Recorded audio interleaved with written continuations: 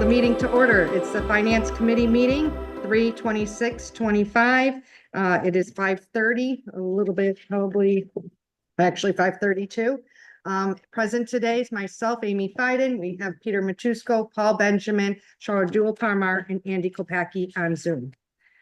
Today we'll be going over first, we're going to skip the minutes because I don't think I forwarded you the minutes. No, So we'll skip the minutes and we're going to add them for the next one. Okay, we will be going over series possibly 100s and the 200s. To start with, on the 200s is inspections, and Tommy Quinlan is here to present. Yes, Thank you. thank you. Go ahead. So basically just wanted to show up and let you know that everybody's got cuts, so I understand it. You have to do it, but the training is a requirement for the position. And, you know, and we were up another 20-something thousand. So as far as the stationery or whatever out of that budget, to bring in more money, it takes more money. So those couple of things that got cut, it's just gonna be, first off, you can't have a commissioner if he doesn't have the training, which all towns pay for. And we've cut that, and then the, extra office supplies, whatever it be, without that, it's just gonna be tough to maintain so that's, where we are. so you're talking about what is called tuitions, meetings and materials was cut by 2,000? Yes, sir. Yes. Okay, and admin salaries went up, okay, and then there's office supplies, there's 500 down there, Yes. and that was what, paper you guys need, or? Yeah, mean, just paper, whatever. any of the supplies. I mean, it Okay. Okay, just wanted noted that, yeah, it's gonna make it difficult, that it gonna make it difficult. okay, So We'll work the best we can around it, but the training is the tough part because So- it is a requirement. okay, so of the 2,000, how much of that is training that we need to find some money for, or work this out? Well, I'm actually Well, leaving, so you're gonna save, and because I do have a part-timer, I had enough, it's a 3-year cycle. But you have to have so much every year, but it's a 3-year cycle when we renew our building official. You have to have it by the end of the, is January 1st this year. So I had double already, so I didn't do much last year, and Vern did it. So it's tough. All our trainings went up, the UMass one alone, I think is $400 and something for the 2.5 days. So you think the whole 2,000 is training money there? I mean, because it's meetings, it says materials and meeting, so that's everything regarding training. Correct. Yes. Okay, all of Yep. it. Do you want this in front of you while you're? Nope, I'm good. Like I said, probably nothing we can do about it, but it's just gonna get tough for whoever, steps in the position, and I just wanted everybody to be aware. yep. They cut a little bit last year, and like I said, I was able to, because I had the training already, not go to some of them. So made up the difference that we made it through last year with what was cut from Sure. training. And how long have you been in the field or being a building inspector? Just curious. 13 years. So the 3,000 you're saying isn't gonna be adequate? That should, what was in there before should be. It was 5,000 It before, was 5,000 before, now it's gonna be three, and you're saying the two is gonna, That's 3,000 the is not gonna difference. be enough, It's not gonna be enough, 3,000 Right. isn't gonna be enough, right? okay. okay. And how, like this last fiscal year, what was approximately how much did you spend on that? Like I said, I didn't do a lot of them. I'm not prepared to give you those answers. I'm sorry. Sorry, I just wanted to make a I'm just note. wondering Right. what, Well, I mean, what yeah. has been I mean, spent. it's at 50, 2024, the actual spending was almost yeah, 2,300, 2024, okay, last Yeah. year, okay, 2 years ago, technically, because we're in 25. okay, And as of 25, as Tommy mentioned, he hasn't done a lot of them. He's only spent $260.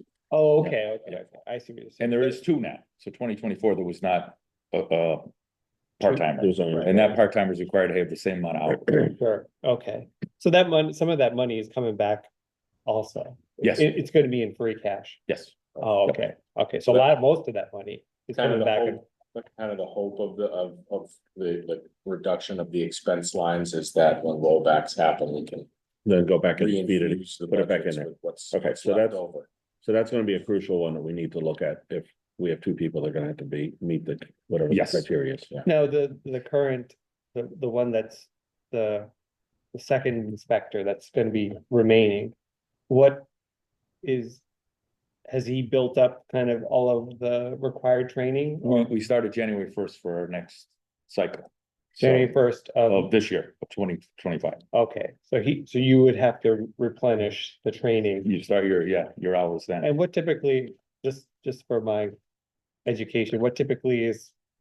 What, is there one training or is it multiple Or training? multiple. I went to one today, which is free. I got the 4 hours, free. It was what they call a round table with 3 of the state inspectors, an invite only, but one of the better ones, and like I said, it's free, so And then, um, and these are required trainings? right.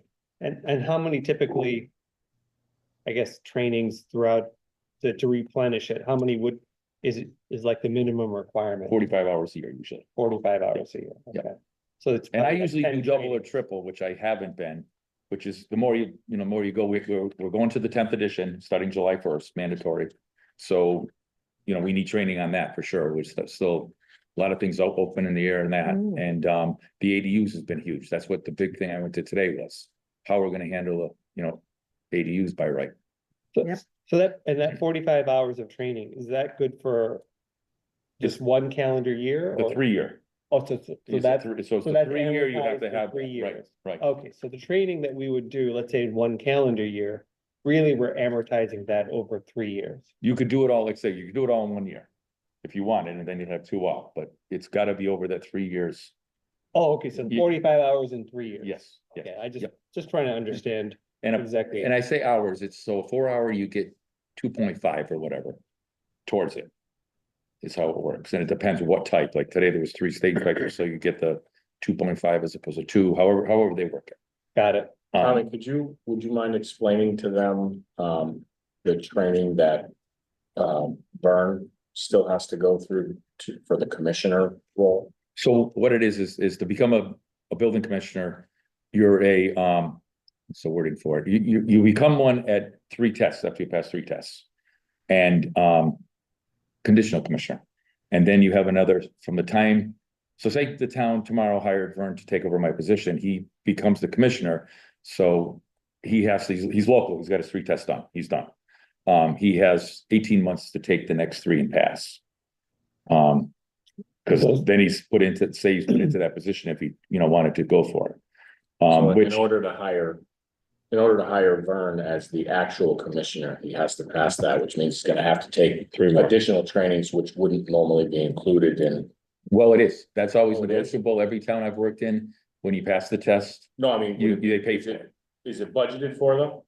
No, What I'm because saying, that's he's what I'm already saying. got his 3, he's a local inspector, but that's So what it's I'm gonna saying, be- It's not yeah. budgeted for because you're already the commissioner, Commissioner. so you would never put it into the budget. Right. Right. and it's 200 a that's test, the- so that's 600. And if we hire somebody away from somewhere else, we don't necessarily have to worry about that because we would hire in a commissioner, but if we stick with Vern, who's there as a conditional, he's gotta get this additional training.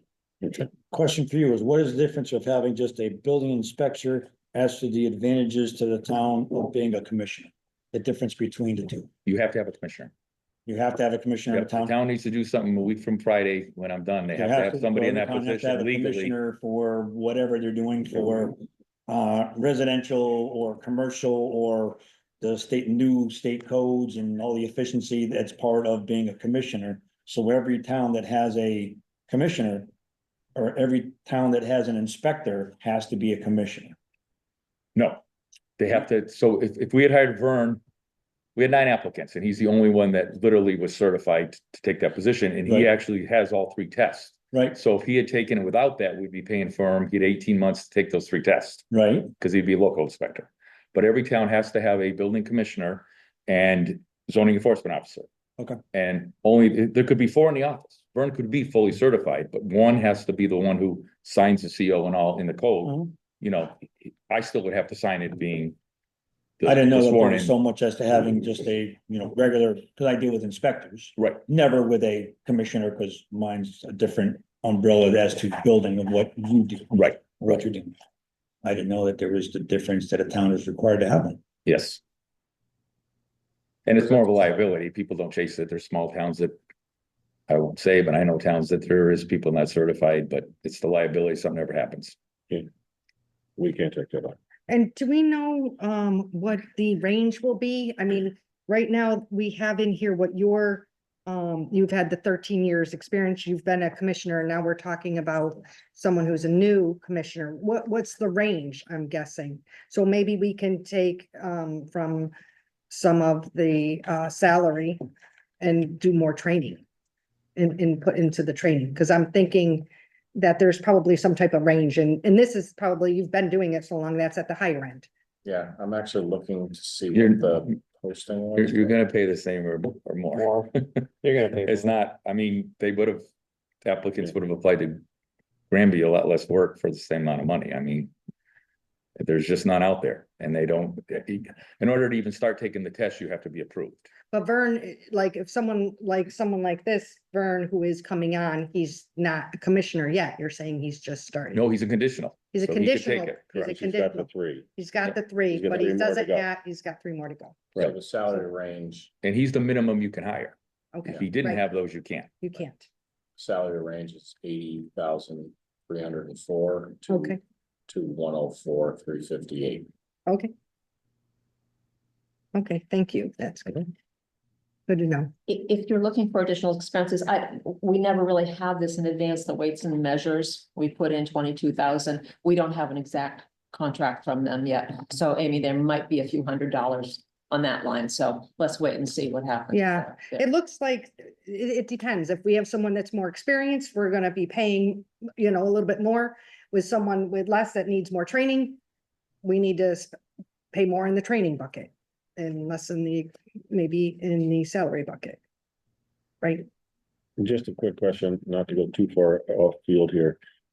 So Vern, assuming if we hired Vern, he's got the 3, so he's conditional. He has how long? A year? 18 months. 18 months to take the 3. But is it better for us to get him to do it up front so we know he's go through it and then we have a full commissioner?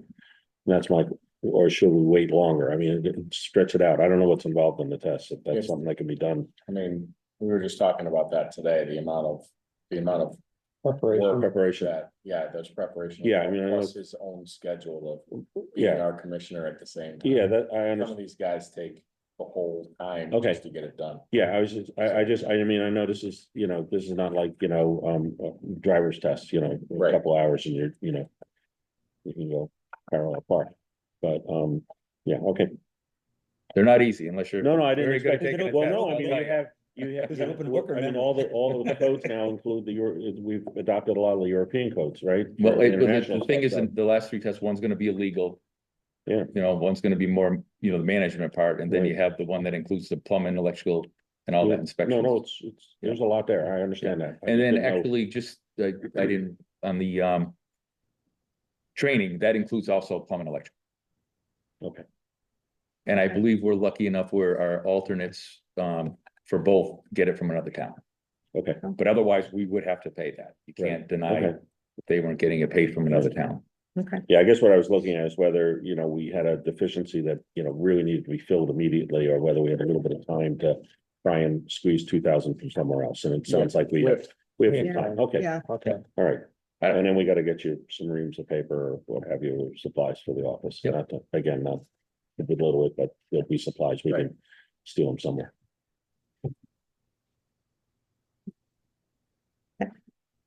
and then right before we finish up, I just wanted to ask you about, just throwing out there the revenues.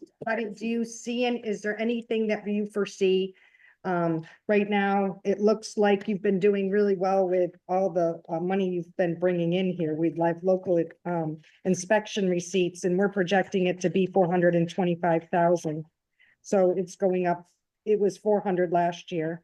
So is there, before you leave us, I want to make sure if there's anything that you have to add, or, want to think that we're gonna be okay, or do you think we need to look at different things, or? Check some other towns like that. You can't be the nice guy and keep that revenue going. Okay, Because it's easier for me to drive by and see Joe on this side of the street doing a roof without a permit. And the other poor gentleman across the street or family had to pull a permit or builder. And I'm not afraid to stop because it's fair, treat everybody equal. yeah, But it's a lot easier for me if I would just driven by. The yeah, trouble is then escalates and that person got away with it once, you're gonna do it again and again and again.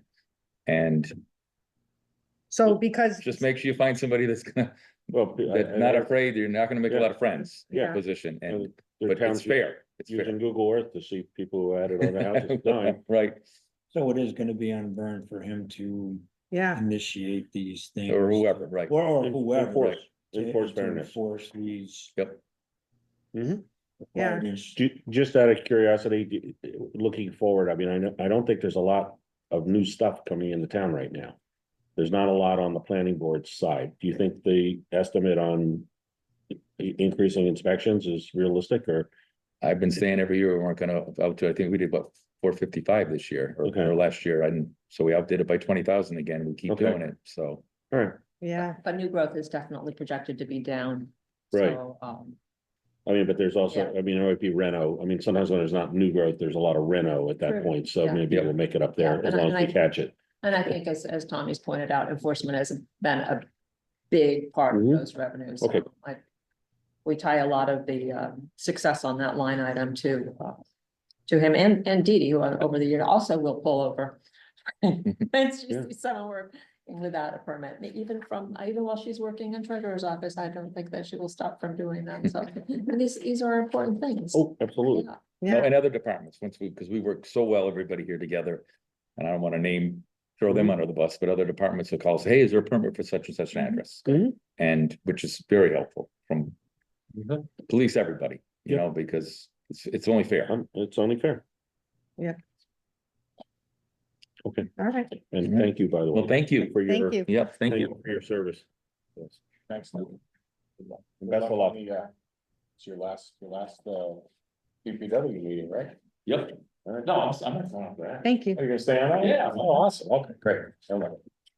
Still lives here. I think Cheryl is on that. Cheryl is on that? She's the assessor. Okay, hi Cheryl. Hi, how are you? I just have a couple things. I just wanted to bring to your attention.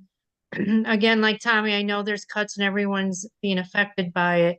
But I wanted to bring to attention two of the cuts that were made on the assessors is the first would be the software maintenance. We had put in there, requested 18,000 and it got cut. The problem with that is the camera program that we use, Vision, is going up in 2026. And that is the program that is used to provide the bridge for the assessors to bridge to the collectors so the billing can get done. So part of the problem is I'm gonna end up having to pay these bills, so these invoices that come in from Vision and these other programs that we need in order to make the billing happen, so we get our revenues in. So I'll pay them, and I'm hoping at the end of the year, I'm not in the red on it, which I think I'm going to be, and that's why I want to make you aware of it now. So come the end of next fiscal year, I'm not coming to you looking for money and you're questioning why. So I'm gonna put it out there now that there's not gonna be enough money to pay for this program to do the billing. And then the other one is mileage. It was reduced. The mileage that is accounted for, the 500, has always in history been used. That mileage, it's used so the assessors can go out and do inspections for permits, abatements, and then new growth and go out for sales. And that's what we do. And then to go to meetings and training and stuff. So that's what that's for. So to cut that is really gonna be hard to make that happen.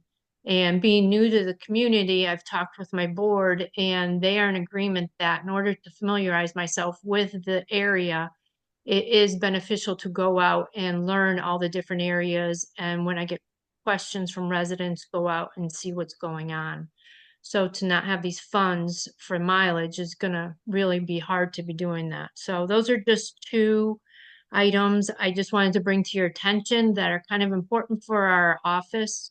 And if there's anywhere that we could be refunded for those, it would be beneficial. So I just wanted to put that out there. Okay, thank you. So just because I was looking for the page at the same time, I apologize. No You- worries. You talked about the software maintenance, you talked about the supplies and the mileage. No supplies, just mileage. Supplies, sorry, just the Added. mileage. Yep. The contracted services, did you mention that? What is that? That Dennis? is, so, we get ready, so as I explained in budget meetings with, Mike and Linda when we met previously, you guys have been very, lucky because Dan, it's unfortunate that I'm coming in to, a position that someone's been in for almost 40 years. So he had a lot of knowledge, a lot of experience, and the experience that you get as an assessor is only acquired from doing it over years and years and years, because it's a position that is done, what you do is not done on a daily basis. You do something once, like for right now, I'm doing abatements for excise tax. That's a big push right now. And then we have the abatements for real estate that you only do that once a year.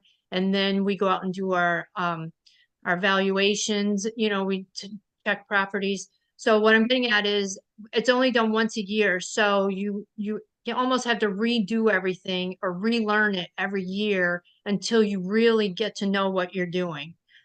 So Dan had that down. He knew exactly what he was doing. And I'm gonna be honest, he did a lot of assessors throughout this area hire a consultant to help them set their values, do their personal property, do data collection for them. And Dan did it all. And that's a lot. And we're going to be coming into a reval year, and that entails going out and reevaluating all our properties throughout the community and adjusting where necessary. So in order for that to be done, we're going to need a consultant to come in and help us do that. So that's what that's for. And I have talked with Mike and Linda about that. And when Dan was here, we also had an assistant, Janice, I believe, right? And Yeah. you didn't, we have not, are we, is that at this point, are you just going with a consultant and not an assistant, or is that still out there? Are we No. still doing an assistant? Yes, it is still in the budget to have an assistant. It had been requested from Dan to up the hours to 16 hours, and that was cut down to the 10. So that was put back down. So I was gonna be talking, we're gonna be looking to bring someone in. What's beneficial about that is when I do have to be out of the office, it's closed and there's no one there to help residents when they come in and take care of their needs. Whereas if I have someone in there that can answer the phone for me, and there's many times right now I'm sitting doing stuff and I said I could be benefiting by having someone here helping me with this instead of me doing it. But I'm spending the time taking care because it needs to get done. So I'm doing it, but I would benefit by having that person. So I was going to be talking to Lauren about getting someone in for me because I have to start my inspections. I'm at that point. You said Dan was doing the contracted services, so was he spending more hours a week doing it, or how? I can't speak for Dan. I don't know what he did or the hours that he spent in the office. All I know is he did do everything. But like I said, it's a lot, especially I'm in this field 3 years and I'm coming in. I do have my certification, but there, as I had explained, there's things that I haven't done yet and I'm still learning how to do it. And having someone come in and help with this, that was the reason that we had tried, and we put it in the budget to take care of it. And this person or this company, over what period of time will they be contracted? Is it just a single year contract, or is it something that's gonna be year in and year out? Well, right now it's in the budget. It's gonna have to go from 26, from July of 26 into, it'll go into the year 27, because like I said, what we're doing, and we'll see where we're at, we have to get ready for our recertification with the state. So we have to make sure that all our values are addressed. And I do know Dan and I have talked that we have to revalue our commercial and go through everything on that. So, and that's a process. So, and that is not anything I'm going to be able to take care of myself. I will need someone in there to help me do that. But previously Dan was able to do it himself. Yes, Dan did do it. But like I said, Dan has 40 years experience under his belt. So that's why he was able to do it. So do you foresee this being an annual? I don't know. As I told Linda, I foresee us probably, depending on how it goes, we take it year by year. I mean, but for right now, just to make sure we're ready for our recertification in a couple of years, we have to make sure that our values are where they need to be. When is the recertification? 2028. Okay, so it's not imminent. Mm. It's in a few years. Yeah, but you have to build up and get everything where you can't wait to the last minute because it's a process. And this contract, is it based on hours or how is this contract set up? It depends on the pieces that you want the contractor to do, whether they are going to value personal property, commercial, real estate for us, or go out and do data collection. So they gave us a little bit of everything just so we had the full menu of what and pricing for what we needed for this. And based on what we found, that's how we came up with this value. So how did Dan do it before? And I'm just curious, there must have been a methodology that was, I'm in real estate and it's pretty, depending on what you're valuing, there's pretty much very consistent ways of different businesses, how you value them. right. And municipalities, I know you guys use a different system, but I'm guessing most municipalities have a consistent way of valuing a piece of property. Yeah, it is, but it's the time consuming, it's the inputting. And like I said, I can't speak for Dan. I don't know what he did or didn't do. I spent all of 6 days with Dan. That's all I had with him to train and learn that off it, like just get familiar with that office. I had 6 days with him. So fortunately he is willing to, I can call him and ask him questions, but it's just, like I said, you can't ask everything all at once. It's as it comes, and that's how it's been going. So, whereas people, the consultants, that's all they do. They would sit and they would put all our personal property in for us, and they would put the values in and set the values as well as commercial. They would revalue for us, make sure that we're where we need to be for state standards and take care of that for us.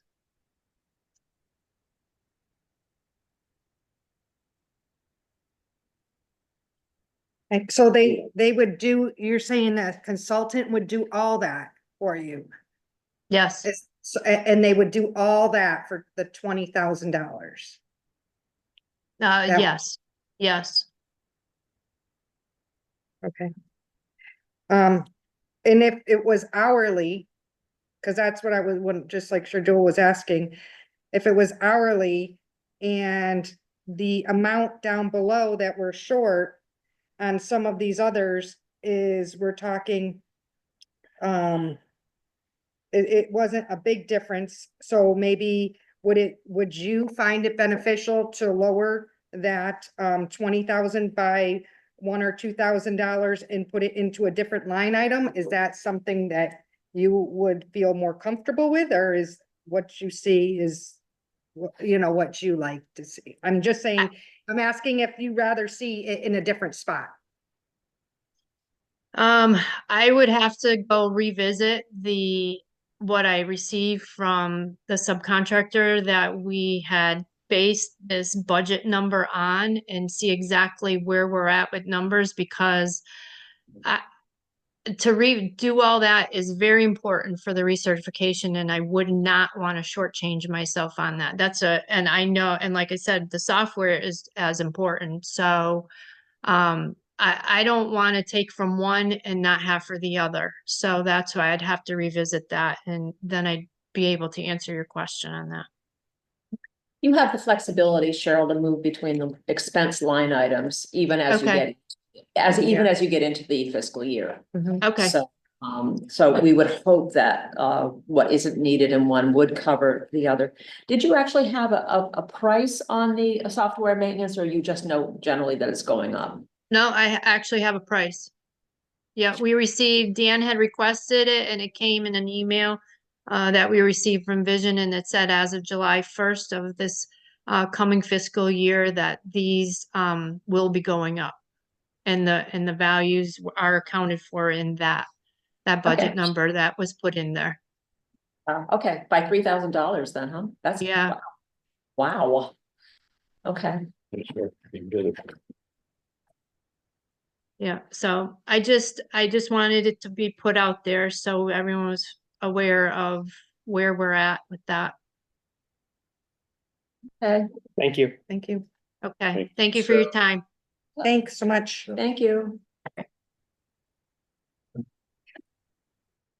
It might be important to note, I don't know if it is or not, but, just a reminder, if you didn't already know, the Board of Assessors oversees Cheryl, and they oversee the budget. We can make reductions where necessary, but the actual oversight to the assessor and deciding who to hire and all that stuff falls under them. That's one of the things that I think the form of government study is looking at as to whether or not that position should be folded in as a Mhm. appointed person as opposed to they are technically appointed, but they're appointed by an elected board, so it's the same thing as being elected essentially. So, Her assistant is actually under regular town management, Oh, that's which what I was is gonna why ask. we were able to reduce the hours. mm, And it was one of the first things that we kind of cut back. how about the consultant? The consultant was actually, we were considering, that was one of the things that Linda and I had, that was the first thing that we kind of went after, which was like, why do we need this? We have an assessor situation. She was doing a great job explaining it, so I didn't want to jump in, but one of the things that she said to us was, and she didn't say it exactly the same way tonight, was Dan does way more than a normal assessor would do in most other communities around this size, meaning he took on that kind of work when it's not normal for that to happen. So we were struck oddly the same way, like we're hiring a consultant to do this work, but it's difficult for us to wrap our mind around, and we don't really understand how the assessing works. Ultimately, it's very cyclical. So they only do one thing one time of year, and it's just constant, working on it until it's done. This was one of those things, and that's how she explained it to us. She also told us the advantage of having an outside assessor consultant at this level is they sometimes see things differently than you do from the inside, and that they are able to provide some insights into how into valuation of various properties that in-house assessors don't always see. So I guess it's a bit of a back and forth with the assessor and the consultant, which is educational for the. But I would think, they would be taking continuing ed and seminars and other things that would kind of provide that as part of their kind of ongoing training, right? Like those are things that are, I guess, shared between most in terms of their industry or their profession. Yeah. That's kind of like a standard that they all must have to follow, because it has to be defendable in some manner by the state, or even if when somebody goes and has an abatement. Right. Yeah, I looked at it very similar to the building, to Tommy, right? They gotta stay up to date with all this stuff, so they should, Right. when they gotta learn the new code when it comes out and know the new code from that point forward kind of thing. Mhm. But again, we did what we could with it. Reduced it where we thought we could. I actually don't think the Board of Assessors agrees with the cuts that we made. But we, I think my question would be, is that, is this gonna be a reoccurring? I think it'll be, I mean, For the 20? Yeah, contract. yeah, Eventually in Didn't time, she it'll say, probably I go mean, away yeah. with the more experience she has on how to doing. that's the kind of where position. that's where I Yeah. thought she was gonna be going with it, which is basically as soon as I learn enough, like it'll be reduced. But she didn't actually say that, so I. Yeah, she think said we'll we'll take see it year to for- year. because we don't, because we have like a 5-year cycle, don't we, or Well, so something? that was the other thing that I don't think she got into, which is, that cost in particular is not a normal cost. This is something that only happens once every, what did she say, every 3 to 5 years, whatever. We should have kept her I on. know, I thought the the values are every 5 years. that's what I think it That's- is. And so I think that there'll still be a contracted services cost, but whether or not it'll be that much just to do the normal annual stuff, I don't think it will. Cause my question is that the values, they're already existing values. Right, And then all you're doing is the incremental change, appreciation, right? whether you're going up or you're going down. Right. You were saying. So it's not like you have to redo, you're not starting from zero. Dan built something, and that would just be my question. I think she's back. She's came back on. Cheryl, back. Cheryl? Hi, Now that we answered. Listening. we usually don't We have gotta somebody wait. back on the same show, but this Yeah. is good, yeah. Yeah, I think the question was, Quite this is this cost related to kind of like that 5-year reassessment, or is this? Like, I think the few questions are, is this for you as a kind of a newer person to catch up? Is this part of any specific? I guess, not routine work that needs to get done. I think the concern from, I speak for the finance committee, is that you're adding roughly almost, about, I don't know what it comes out to in terms of in terms of your 25 budget, you're adding almost 18% of your budget towards this one line item, which is pretty significant. And I think our concern is that, is this gonna be a continuation? Is this something that's gonna continue to be there year in and year out, or is this a one year thing that might be related to, again, this reassessment or whatever? Right, like I said, we go year to year with it. It's definitely was put in there because Dan and I had talked, and not being as experienced as he is, I have not set values. I haven't done that. So it's like I need someone in there to help me do that to benefit the town. And yes, you made the comment that the values, pretty much everything's set. It's just a matter of going up or down with it or whatever. But what these consultants do is we run reports based on sales and the different ratios and where we are with stuff. And sometimes things have to be, you have to change things at a certain percentage. So you go through all the classifications and you take care of doing it that way. So is it going to be a yearly thing? I can't answer that question. I don't know year to year. Right now, I'm just trying to focus on what's in front of me and know that right now, I know this is something that is going to be needed in this office. And a couple of years down the road, maybe it won't be, but I can't answer that question today. I don't know. I don't want to say no or yes, because I don't know. Oh, I'd like to point out that even it is a $20,000 item, and you mentioned the percentage, but also that nonetheless, the increase from 25 to 26 is only 10,800. So we have taken 10,000 from other parts of the budget. There has been 10 hours of assistance. They wanted 16. We already took 6 hours away from Cheryl, and she hadn't even gotten started.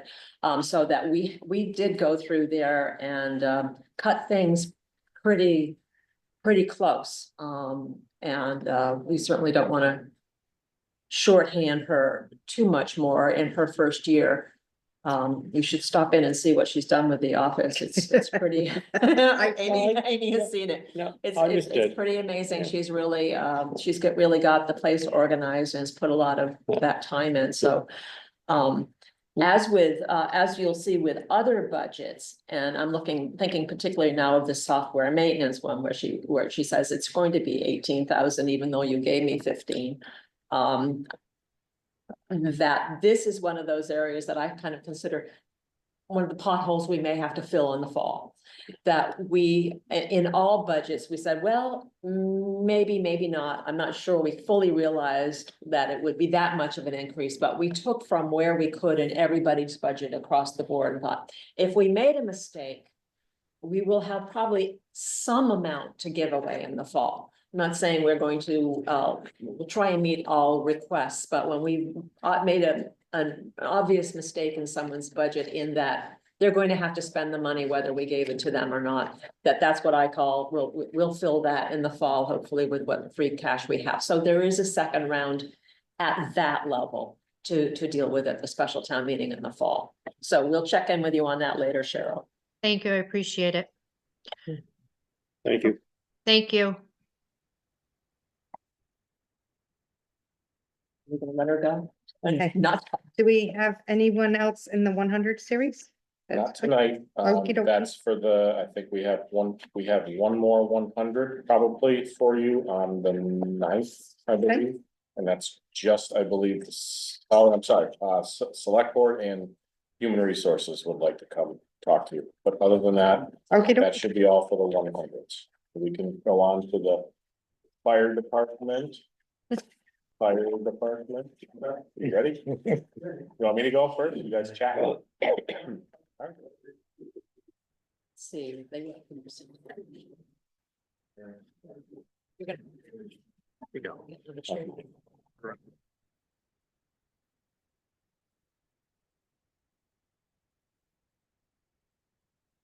Down. Oh, Thank you. sorry. Our next guest.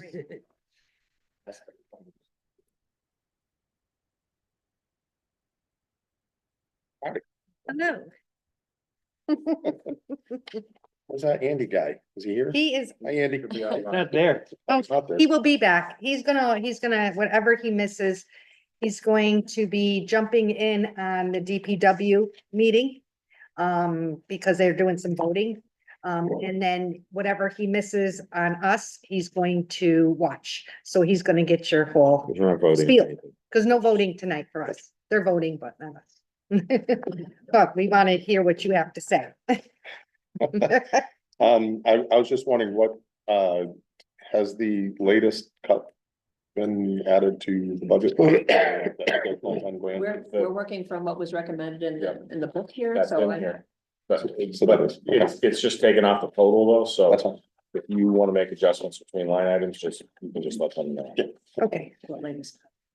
So do you want to start with fire? Yeah. Yeah. No. Okay. We made the- So you have what was requested. It's all, there's really nothing substantial. It's all bare bones. It's all contracts. It's all, you know, the union number. Actually, I don't think we've added the union number that's coming up. So this reflects what they received for FY 25, but not what's coming in FY 26, because that's not there yet. Yeah, we have, that would be along with all the other budgets, we have a large item in the select board budget, which is an estimate of increases of that nature in all budgets. For the union contract.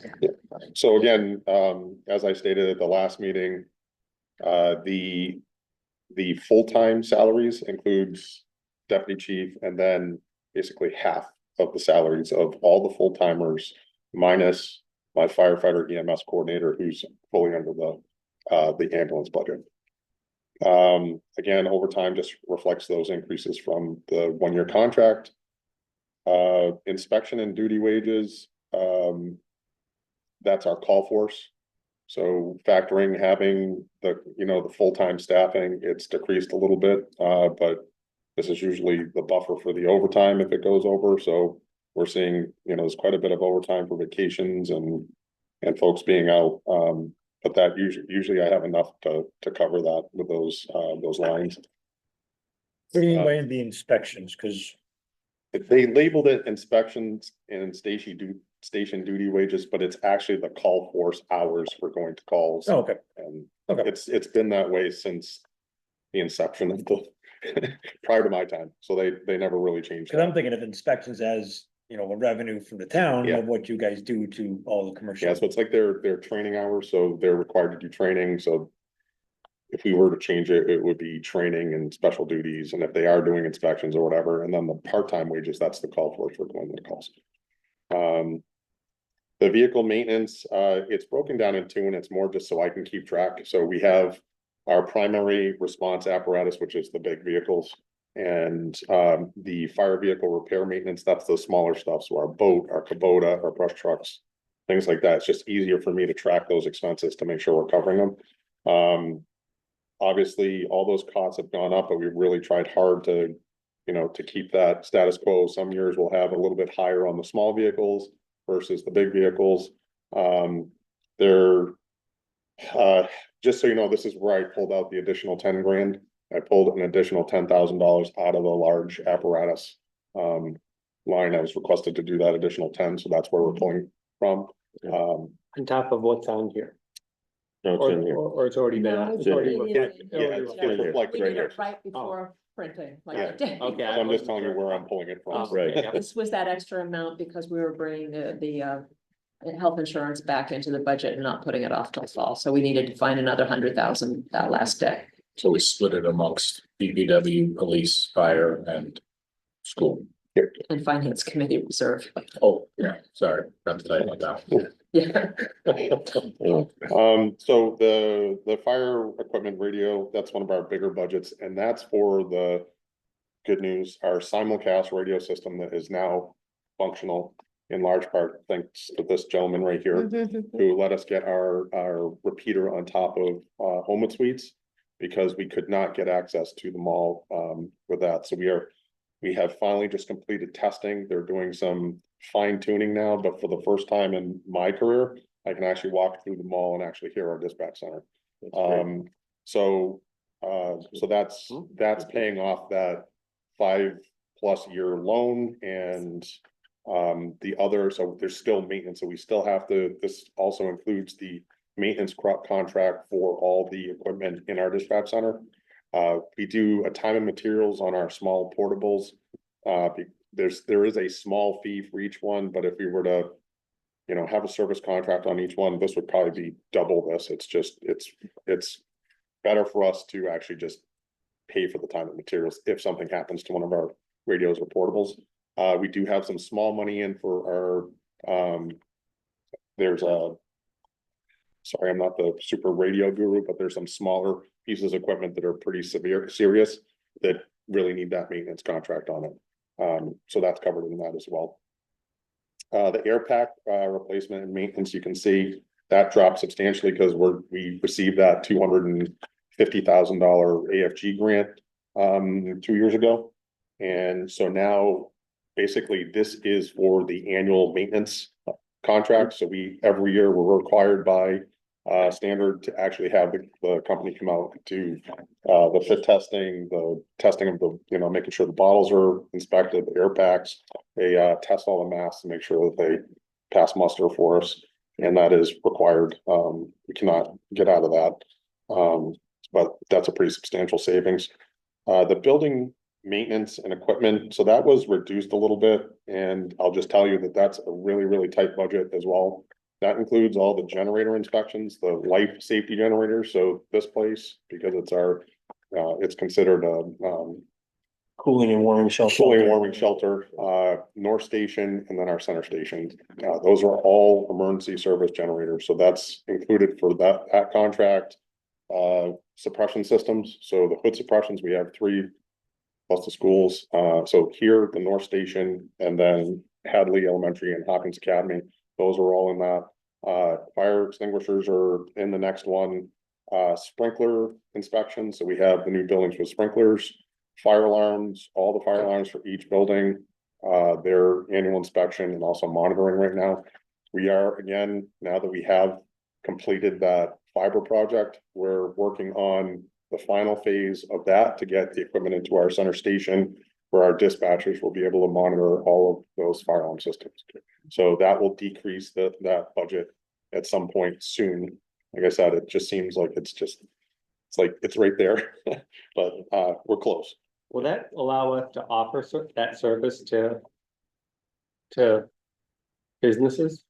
No, that's Amy is, I believe, discussing the possible build out of that system further. Right now, what we pay for through Fiber Spring is, the high speed internet that we have. It's only for town buildings, strictly. I'm talking about more of the monitoring. Yeah, but that goes through that fiber, and we're only allowed to use. Just for our buildings right now. I guess, could we, even with without the fiber, is there any way we could offer those monitoring services? We can't, there's no way. It would be too much for our dispatch center to handle for that much to have that monitoring, and I don't even know those systems actually have to report to something. Yeah, so if somebody pulls down a smoke detector, it notifies them. So anything, if we were to offer it up to all those, we would have to have probably a second dispatcher. And a certified technician too, so if it did break or something, then you have to send out the fire alarm company that's certified to fix that device or look into the system of what's going on. Yeah, that'd be a tough one. Okay. So the engine and ladder, you can see that's a little bit higher, but expense, but we average between $7,000 and $12,000 per truck for testing, annual maintenance on our equipment. Physicals, pretty much the same. The telephone and internet, with the decrease you see, we requested 40,000 and it was dropped to the 35,475. We are gonna be short on that. So that includes all the town cell phones. It includes the Fiber Spring high-speed internet for all the buildings in town. What else is in there? We do have a couple of cable things, at North Station. Department phones. I take care of the department phones, the hard lines that we have to have in dispatch, and Mike takes care of the, Backwards, you take care of the cell phone stuff and I take care of the hard lines. but I've taken on remember we split that, you do the Normando and I do the fire department dispatch, right? Yeah, so anyway, so it's all of our shared. So the fire pays for the cell phones for fire and safety and DPW? DPW, the dog officer, it was cheaper to combine them all under one rate.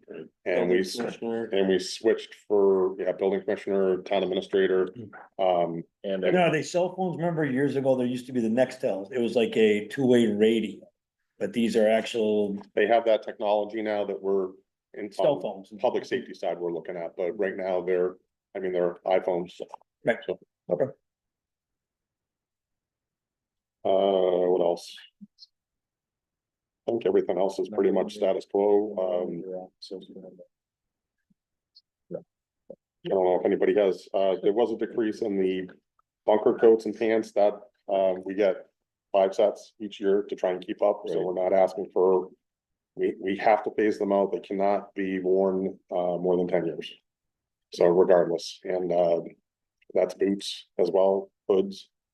And those costs are just accelerating like annually, so we'll probably be short 1 set, but because we've been really working hard on making sure that we're keeping up with it. I think we'll probably be okay, but we can certainly, we've been fortunate also that, there is a state firefighter equipment grant. That we received about 15,500, and in anticipating these potential cuts, we've outfitted, basically 1 set right now. And then the residual from this big firefighter equipment grant, which it's a 5-year grant through the federal government, it's dropped down to the state. So that residual money that wasn't used is now coming out in a final grant that has to be expended by June 30th of this year. And we've requested 1 additional set. So with that, I think we'll be okay with what we have in that line for next year. So after that 10-year anniversary date of those bunkers, suits and coats, you just tossed them because they're expired safety wise to the person using them. Well, the jackets and the pants, and then we declare surplus. And in all honesty, we're trying to get anything that we can back. So I have a load of old helmets that we're gonna bring to auction and see if some people like to collect that stuff. Oh, yeah, sure. So if we can bring in some revenue on that, that's. Raffle it. Or you- No, Yeah, I- there you go. You I- want one? I'm sure my kids would love that, throwing rocks at each other. If they you did a need raffle that. at one of the sports Yeah, events, I think you'd. You'd make more money. You'd make some decent amount of Absolutely. money. People, I'll especially drop 'em off at before, your house. especially before Halloween too. Yeah, no, Um, honestly, so yeah, that is. exactly. Yeah. Yeah. That's a No, great. I dressed as a fireman when I was a kid. We carried a hose. My parents, we dragged a hose the whole time. There you go. Terrible. One question I do have is that I just recently was aware, and this is kind of a side about your equipment and age, is that, I guess firefighter life expectancy is actually going down. And mainly because of when they're going into buildings, there's so much synthetic materials Right. that it's getting in. So does our equipment, the respiratory equipment and everything, is that up to date so that it can go and Yes. So and the, deal with all of those things? well, I mean, as best as it can, you're still exposed no matter what, but we train on trying to reduce that as much as possible. Basically, like I said, our air packs, we got that grant for, that was the biggest thing. Right, When I started here, I'm sure when Pete was on there, he remembers we used to share masks. So the mask would literally be on the truck. And you're supposed to be sized for each individual Yeah, person. correct. So that was a huge resource to get that. The only issue now, you've heard of the PFAS issue, so this PFAS that's in, unfortunately, that's the only thing that they can put into our turnout gear to protect from all this garbage that's getting on us. But they're basically right now, they're studying the potential impacts. You have a firefighter that's sweating in a fire. What are they, what's being Reaching- absorbed as far as that reaching into their, PFAS? into their body. Yeah, so right now, it's, that testing is ongoing, and I don't think it's as severe as they think it is. But the governor did, it's been banned now. And so basically the way it is right now is that if we purchase a set of turnout gear, the new law requires that it's labeled if it does have PFAS in it. So we won't be auctioning those off. Oh, we're definitely, Yeah, okay. just don't. Well, the wear other thing masks. too is like, not to wear, well, Not to wear in a fire. only We'll- display yeah, only. We'll have it. Well, that's the thing is they don't know what the actual true life is of that PFAS in the Right. equipment, so it may be leached out already and be nothing there, so they're testing that furiously right I now. was just in classes and it was snowing as When, fast. as- when it comes to all your uniforms, I'm sure because you have all this is, heat and fire retardant, but all your uniforms, they're all Nomex, all fire rated. For all, I'm guessing, for all your, All of our Oh. firefighting equipment is, our daily wear is normally what you're seeing now. We try, it's usually cotton or if it is that. What we are doing, and that was again received by grant, is we have our extractors now that are designed to actually clean everybody's gear, and we have a second commercial washer, so. These folks going out to anything now, if they come back from a fire call, not only their turnout gear is getting washed, but they're taking their undergarments off and getting it into the washer, so there's. No cross contamination with them bringing it home. They get changed out of their gear every day at the station. And they wash their gear at the station. There's bloodborne pathogens that we do have resistance to, but. I mean, it's so still, if you got regular standard clothes like we'd be wearing, but. Your fire protection is the gear that you're cycling every 10 Correct. years. The other thing too is like the Mass Fire Academy, Department of Fire Services, they're pushing big for cancer now because firefighters, there's a lot of cancer now with, firefighting and it's starting to come out more. So 2 years ago, we had them come out for free to do a skin check on Mhm. people, for skin cancer and stuff. And then now they're pushing more like, take this form to your doctor for your physical. and this stuff gives a like- list of Get a tests that they scan. should be It's doing. like blood right. work, Absolutely. heart, get your heart checked, Yep. stuff like that. Okay. So, I don't know, is there any questions on fire department? I do have one question. The North Station, you paid for the fiber spring through that, right? That's Actually, it comes, that was all paid out of the North Hadley Fire. North Station. Hadley Right. Fire Station building account that we had, right? Yeah. Do we still have anything left in that? There's not going to be, once we pay the final bills on the last build out. So we had the relocation to Home and Suites from, it was supposed to go to Target, so that Okay. was a cost. There are some others. It's gonna be minimal what's returned back. What's, Right now, there's about 30,000 left in the account. And I'd say after we're done, if there's any left, it would be maybe $5,000, maybe. okay, So Say 500, $5,000. $5,000.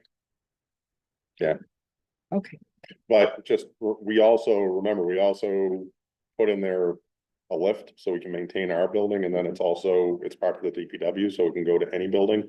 So we have a scissor lift that we got used. They could come in here and change lights if they need it, and then we have a boom lift that we purchased. The only one they had was new at that time. It made sense for the cost. But that can be used, a number of us are certified on that. You actually have to go through the training on that, but that's so we can actually clean all the cobwebs and try and keep up on some of these buildings, which our firefighters have been working really hard on. So. okay. So you're gonna keep going with the rest of your budget?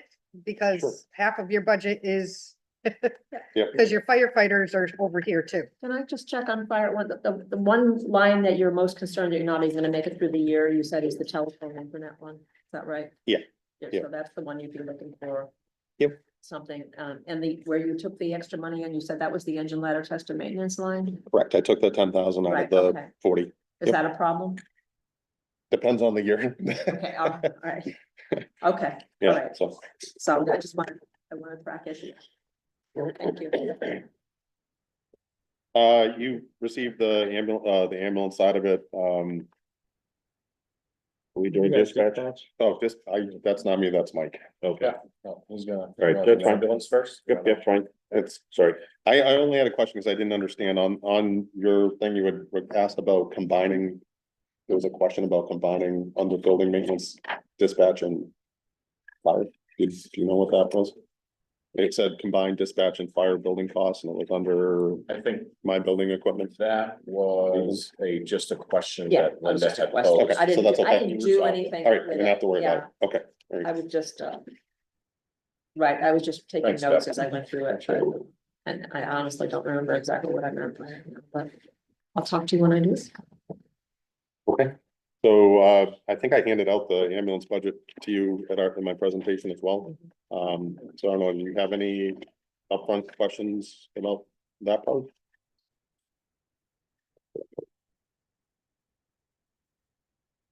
Again, this is kind of a revolving thing right now. We have not, nor will we, I believe, use the entire budget that we have. But I can't really give you that number right now. So we've kind of been infused with funds. So the original 400 and something thousand that was requested in FY 23, we had 85,000 left, so they put in 185,000 at one town meeting Mhm. to get us through a specific date. We still had 85,000, I think, left, and then rolled in another 350. 350. You know what you have left now? To date. Actually, this isn't to date, I don't think.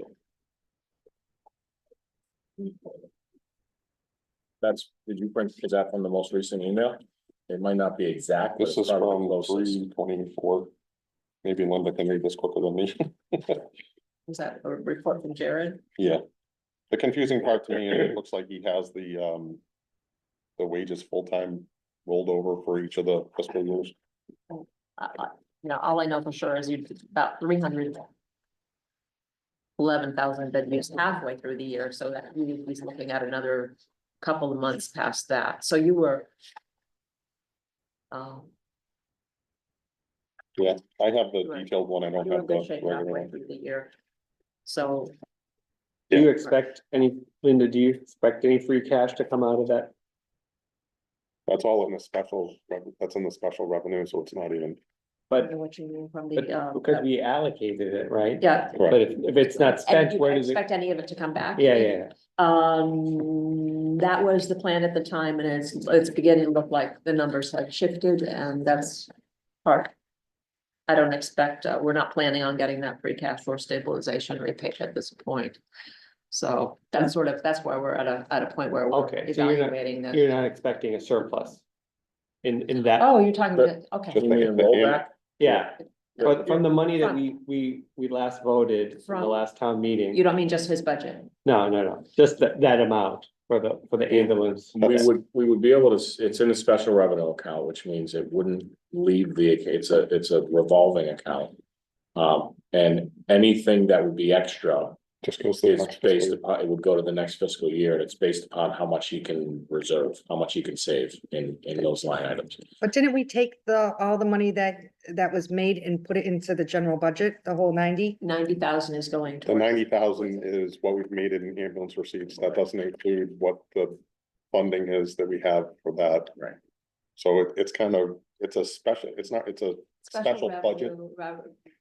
Receipts reserved account, Yes. ambulance receipts reserved. It's an If it ode to kind of payback. But to Amy's point, if we're able to use the 90, why can't we use we can't use the surplus? But look, because we allocated for the last town meeting, we voted to add about It was 350 the last one, 350 350,000, and it was put into the special revenue. special revenue. So, but that was towards the operating budget. Right. That's the For the operation of ambulance, the yeah. ambulance, yes. And I guess the question is, from that 350 minus all the expenses.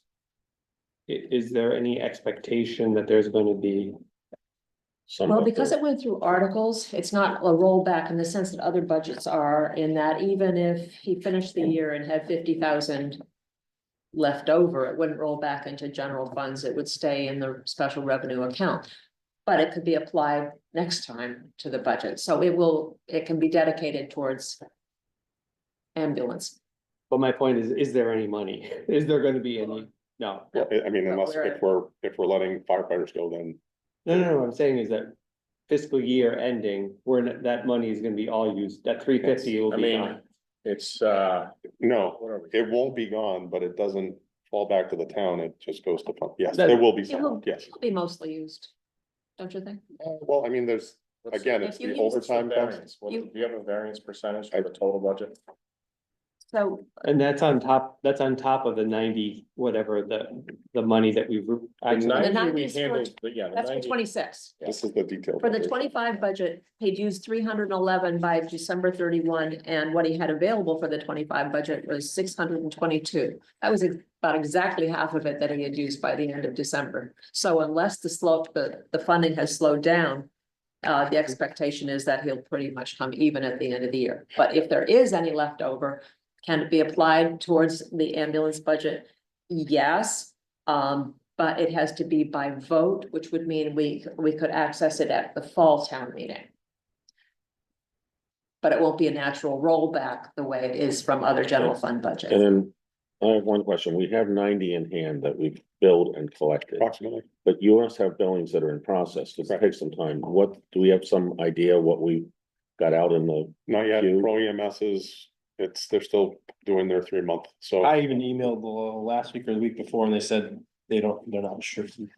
we don't have like even just a ballpark number, like it might be 30,000, it might be 50. Not right now, because we're only doing the second calls for service, No, and no, then, no, what's in process? Just what we think, Okay. like if you had to throw a dart at the wall and say between. When we stopped at the 90,000, we actually collected to now, yeah, we don't have we that have no, number. okay, The only thing I have is that you had About sent me, somewhere set by set, I think it's been averaging about 7,000 a month that we've been taking in. and so how many months are we behind in, that Well, aren't we're- included in the 90? Okay, so. All right. Yeah. so right now. So We don't that's, actually have that's the all I was 90 looking yet. for. I'm just looking for a rough number that we might have another 20 coming Right. into that account that can be applied to this also. Well, Right. so that's, Opposite, Paul, I've already done it. You got it in there already. Yeah, Okay. we only actually have 78 in hand, so I'm hoping we're gonna have 90 at the town meeting. Is that- Gotcha. Yeah. Oh, Oh, that's Oh. future. gotcha. Okay. we're scratching. Yeah, okay, all right, good, that's what we were looking for. Forecasting. Okay, Okay, fine. now That's, we understand. Huh? I don't know that. yeah, That's not YTD, that's not like in hand, it's. That was like, we will have it in hand at town meeting, okay, fine, all right. and then we would still have May and June, so probably another $15,000 to $20,000 in this fiscal year. We'll be building up towards the next time, we'll never be losing it. Right. Well, I mean, we do adjustments because money comes in sometimes, or we have to pay bills after the fact. Do the receipts that he bills from this calendar year that don't get collected till next year, because there's a lag, does that go, how does that get handled? And Just just a out of curiosity. special revenue account, It just falls in and we use it. Okay, all right, thanks. What's the lag is 2 to 3 months, isn't it? Is that So what a 3-month look back for action for our receipts Thank you. after the end of the fiscal year. Okay. So basically, I don't think we've really, the asks that we have here are just for operational purposes. I think the 180,000, I think, is in a separate line. So when you look at the total cost, that 180,000 that's in there, that's for Actions ambulance contract. Okay. Mhm. So that's really not part of that special revenue budget. Correct.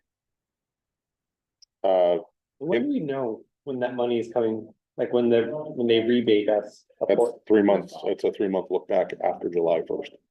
So then, like, we've always tried to be very conservative, but we have overestimated sometimes. We suggest not going over 100,000 for a return, but we've been pretty fortunate. Last year was 140,000 we received back of our 180. I'm hoping that with all the call volume that we've had this year, that we'll It might see be, that full revenue, but I don't know if that, again, I don't know if they're including their responses to Amherst or not. That might be pure revenue for them. So, Why would that, I guess, why would that, because they're not responding to our community, they're responding to another community. but even though That's something we have to have a conversation with them Yeah. about. So, anyway, So we handled the ambulance special revenue account the same way that we handled every other budget, so there were reductions made by line item. Mike certainly didn't agree with all of them. He does, I'll let him highlight, which ones he thinks are really gonna hurt. But I don't know how much you folks want to get into the plans of the ambulance services again, or if you just want to go through the budget. You heard the 3 plans the other night, the status quo, the middle of the road, and then the full bore. But Mike had some concerns about some of the reductions that I made. Just to the ambulance account generally. It was technically an increase to the budget, but some of those lines got hit pretty hard. Where we thought we could. and it's mostly just covering costs for example, intercept fees. But you're gonna be getting that back in the insurance billing. But if for example, if Action doesn't intercept on our basic ambulance, we get a $500 bill for that, but it's usually covered in that insurance cost. Same thing with Amherst, Northampton, I believe are $375. Belchertown is 500. So that's a cost of that business. when you said it's covered in the insurance, what does that mean? That Well, we get it? we get billed out at the higher rate. So if we're responding as a BLS call and we call for an ALS intercept, their medic gets on our truck. So there's a cost to them, but we're billing it out on an ALS rate. and then we have to pay them. So that cost is really, we recoup that cost. Okay, Normally, unless we don't get, if it's a Medicare or Medicaid call that doesn't cover that expense, then some of it would be, there could potentially be an offset of it. So on the difference between an intercept ALS versus just a BLS, is there any difference once you make that? If you have to There's no deduct that out, does it end up being the same for us? Um, Other than that, we were at a higher level of service and got points for it, on training, I assume. well, I guess maybe I'm not understanding the question. Okay, we go out as a BLS BLS, bus, correct. and I'm just gonna take a number. Let's say we get $500 for that. If we went out as an ALS, we get, let's say, $1,000 for the same run. Yep. But if it's an intercept ALS, we have to pay the, We wouldn't intercept as an ALS. okay, so we So only. when we go intercept- ALS, it's only as a BLS. It's when you need an advanced life support person on your ambulance. So we need them on because of the type of call it is? Type of call, and then it's because we're only BLS right now. Right, okay. So So those we have, intercept we need to fees, do that. Yeah. Okay, yeah, I was just curious because it may end up being a wash between what we used to get but we're doing what we need to do. So if That's we, fine. when we go ALS, those intercept fees would go away. Gotcha, yep. But we could start billing out ALS fees if we were intercepting something like South Hadley District Two, that's BLS. Yeah, so it's like ALS one, ALS two, and then BLS, and then ALS one is the highest you get paid, so that's like, depending on how much medication you're given. Stuff like that, or Right. what the procedures are that the paramedic gives you, Mm-hmm, and then they actually break it down. That the billing will break it down of what kind of call it was at. And so I had I have had a long conversation with Mike, and, there's a question of the ambulance, and I've expressed my concerns about eliminating that and not going forward. We've worked really, really hard to get where we're at. And again, that budget is split between fire and ambulance. So if we were to eliminate the ambulance budget, or if we were to move the ambulance salary lines, overtime and everything into the fire department budget, which we would still have to find the funding for. If that wasn't funded, we would be cutting probably 5.5 of our employees. So we would go back to a 4-on, 4-off schedule, 12 hours a day. We would no longer have full-time staff, and the deputy and I would be part of that plan. So if there was a call at the station, it basically, there would be nobody here at night again. And it's by seniority now because it's a union contract. So we would lose our lieutenant training officer. We would lose 2 of our new firefighters, our IT coordinator. So it would. So contained within the ambulance, special revenue is, I'm sorry if you already said it, it's 1 full-time person and then half of all of his other salaries. So you're talking about nine people. Plus the 1 full, so you would be 5.5 exactly, essentially, and it's, I don't want to get too deep into the weeds on it, but it's somewhere in the area of just, to salvage the staffing. And move them over into the fire department. Mike and I, during our discussion, we talked about him cutting the intermittent employees line. A portion of it. At least a portion of it, so you're probably somewhere in the area of 450. 500,000-ish. That would transfer to That would fire. transfer to fire to keep the staff. And is that maintaining the existing, is that existing fire coverage? That would maintain the existing fire coverage, and then we would also still be, there's. With the anticipated 90,000, subtracting out, some of the operational pieces. We would still have our ambulances that we would be running. Because that's a process to just mothball and shut down our ambulances that are already in place and operating. So, we're We would about still to, take calls we would still take calls and bring that revenue in. But I guess if we were to just, what would you require of this budget just to run the fire department as is? Without, let's say the ambulance didn't exist and we had the current coverage, which is 24/7, 365 days a year. How much of this would need to transfer over to the? The 392,000, again, this is pre-union negotiation, so. The FY 26 requested, which is the 392,679, and then the overtime, the 39,353. So that's where I got that. figure from. So that So we would- overtime is for fire, not necessarily overtime for ambulance. The fire it's It's split in half, so. Oh, it's okay, So that overtime would still be required. Correct. for only the because you fire. had it in the overtime for So amp it's- here too, you just took the amount It's just split in split. half. 432,032 Okay, is the exact figure, and that's okay, assuming he cuts the entire intermittent employees, which I don't think he wants to do, but. If he cut all of that, it's 432,032. So we would be saving roughly $70,000. Well, if If we remove, meaning the difference between that line item and the final, the requested amount basically is so we're gonna need 430,000 roughly.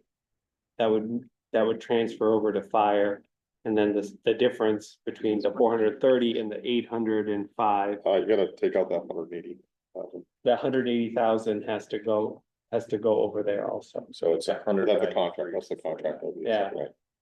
193, 249, so about 200,000. So, Yeah, so about it's actually, the net is actually, because the contract has to go through anyway, so it's really about 200,000. Right. So we would save 200,000 if we got rid of this plus, but then we also have, we also wouldn't have the revenue. Right. That's, which is another 90,000. So the net, At the BLS rate. Right, At the the BLS BLS rate, rate. we're at so 100. the net benefit is only 100,000. Right, and, Interesting. yeah, And- yeah. But we also do have the other things that, do you have any capital for the equipment and ambulance and all that other stuff? We don't anymore, because it's all been pulled out. So But, that was the intent, was Yeah. to start putting away the funding for the next ambulance that we need to purchase. and how much do you think would that, meaning if we were to keep the ambulance going, what would be roughly that dollar amount per year? Most departments are on a 5-year cycle for their ambulances, just because it takes 3 years to build them now. And you're looking at probably $500,000 for that ambulance, so over that 3-year cycle, you'd have to, So if it's a 5-year cycle, so it's $100,000 a year, roughly, somewhere around there. somewhere around there. So it's really. So if you add that back into the $100,000 savings, it's a $200,000 saving roughly a year. Plus, we like scavenging, so will find another. Yeah, Might well, find another. so maybe Okay. we strike gold again, Yeah. right? Okay, and then in between that, your people will still be training up to ALS capability. So we will be able to do some of the billing at the higher rates, hopefully, assuming, the plan. assuming it's needed. And I that's mean, why we're, it's all dependent on what you find at the call, right? Correct. Cause you Yeah. send an ALS truck out, Mhm. it doesn't necessarily bill Doesn't at not ALS, necessarily, right? correct. And then if it's on mutual aid, we don't get anything, right? Mutual aid, we don't get any. We don't get anything, right? It goes to the town that shows up, unless they intercept us, then we get the higher rate. And that's Boy, that's- second, it would be second call with action. As of right now, it'd be second call because we're not staffed to So handle that's, all that's the the other calls. part of it. No, no, that you yeah, have to just yeah. kind of keep in your mind is that we, with that, have to keep action. Right. And there'd be That they'll be, call. right, In the event that you ever get rid of action, in order, you Right. would have to go to the full plan. So so the reality is, to have any real savings, you'd have to reduce fire capacity. Right. You'd have to get rid of firefighters, and you'd have to go to a system where you're gonna have full coverages where, You're not gonna have enough. you're not gonna have enough, no, yeah, that's right. Just That's like a scary place to be. That's a thinner. Yep. Skeleton crew. That's right, it's a skeleton crew, right? It's, yeah, we would be going back. Yeah. 10 years, 5 Yep. years. I got a question for you. It might be off topic. When it comes to your inspections to all commercial buildings. Mhm. And I was looking at it when it comes to the general fund for the revenue tables. Is there a number there of how much revenue we're getting from our inspections and, Inspections, and is that going, where is that? that goes money? into free cash. That goes to free cash. Okay, that's what I was wondering where that money goes to. I apologize, I didn't think of bringing that number of what we brought in to date, but I know our revenues have increased having Heidi on board, because she is just attacking people to get money. So. Well, good, but just knowing that, we're paying for you guys to do your services and that money's going to free cash. It's too bad it's not going towards what you guys are doing. Yeah, well, when the department started, the $40,000 that was promised by Home Depot, that took us a while to get. It was evaluated on what potentially we could bring in for revenues for inspections by putting my position in place. So we were close. It was about, I think, 35,000 the first year, but there just wasn't enough to have to do the calls with just 2 of us. So myself and the deputy were, on top of having to go to these second calls and everything, we're in between that.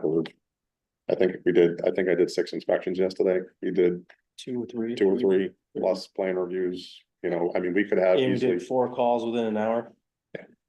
Yeah, we were all over the place yesterday. So all the inspections go into fire receipts, right? They go into your, yeah, Yeah, into the, fire. yep, fire receipts, yep.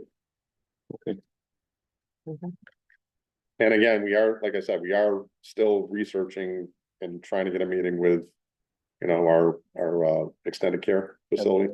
And, to see if we can, you know, look at any revenue like that. We've discussed, is there some sort of a fire tax we should be looking at in town?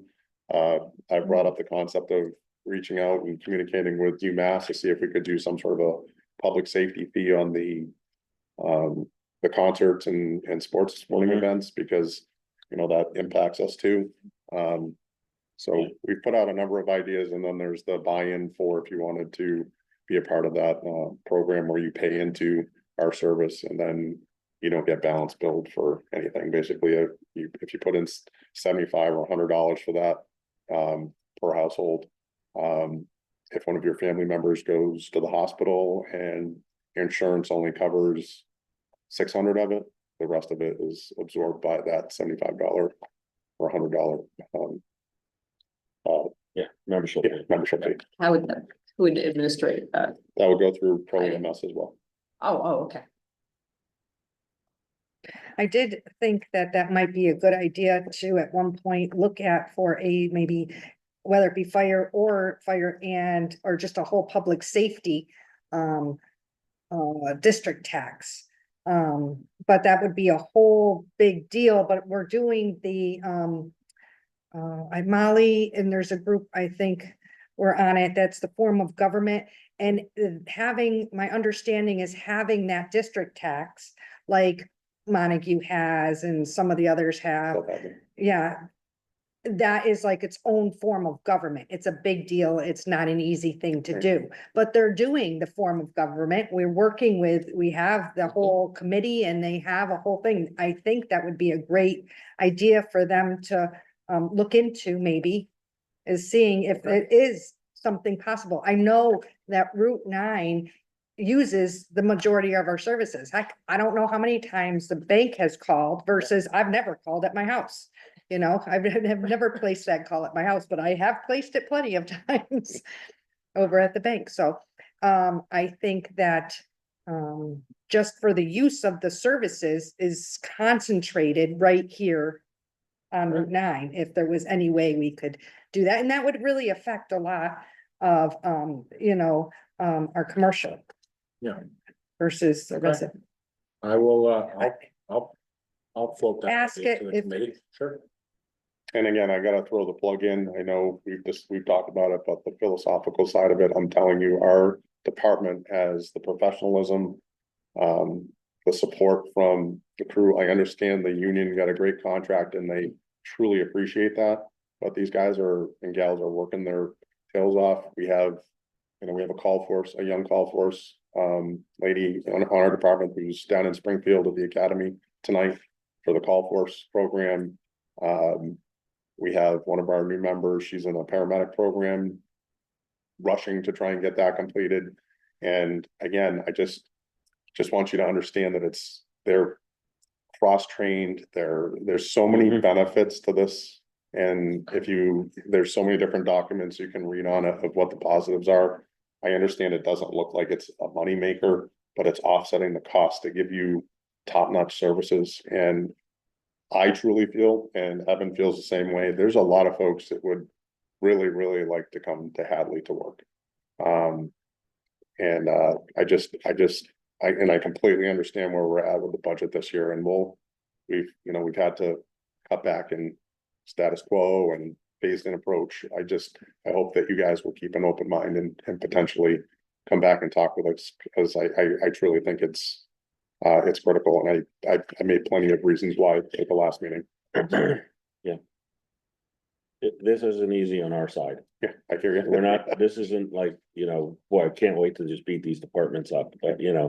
we would love to have enough money to do all these things. We'd love to have enough money to fix all the potholes in the roads that are deteriorating. We're trying to do a really good job here, but there's only so much money. And we're gonna have to talk to the people who live in this town and pay taxes here and say, look, we don't have any more. We're gonna have to, people are gonna have to decide what's important to them. in their town and the quality of service. I agree. And I appreciate your, you know, I completely understand. We'll do our what you're best. doing. We'll do our best, but I mean, I appreciate these, you know, the people come in here and their budgets have been, you know, slashed to some degree and we're still talking. You know, it's not an adversary thing. It's not adversarial, rather. We're just trying to get through this, all of us. And we haven't even felt the impact of what's going on right now. You know? And I would just like to say too, like, I'm not just saying because he's my boss, I'm just Yeah. saying, it's like, I've worked at other fire departments. And it's good working for a town and a community like this and having him as my boss, but. To see where he's brought this place. From when he first started as just a firefighter, prevention guy, to the full-time fire chief, to bringing on, you know, staffing. New station, new engine, new gear for all our guys. You don't see that in other departments. Other guys are, you know, and I think that, you know, he's shown dedication to the department, to the guys, to the women, and the whole town. I And he remember doesn't, when he had hair. and he doesn't get enough credit. It's okay, I'll just share a quick story, because I had a meeting today. That's how long he's been here. That's how long I've known him. Yeah. We had our fire mobilization meeting, and the chief of Sterling, where I grew up, is actually retiring in November. And one of the smart alecks on there basically put up a picture in front of the whole state fire mobilization group of him back 20 years before he became the chief, Oh. and said, see what this did to you. Yeah, right. So, yeah, I used to have hair. You worked for. Me I too. used to have Oh, hair. yeah, I Me remember. too. I had it out there here. I probably handed you a fire helmet from this when you were. I don't know. I'm pretty sure, you know, I remember you were running pretty ragged when you first started here. It was, you didn't have much time for anything else. Still don't. Yeah, it's Well, good having the folks on it, like, trust me, it's helpful. well, So the we other can thing is at we're least- running so much through the fire department. It's not like it's just the equipment in the building. You have responsibilities for all these other things, cell phones and fiber internet, and it's not like, it's not a very specific thing you're in charge of. You're part of the infrastructure of this town now. It's not just one thing, you know. Appreciate that. Yeah. Thank you very much. Good to go. Yeah, definitely go. Well, let me just double check. Hold on. Andy's with us. Did you have any questions that you wanted to add?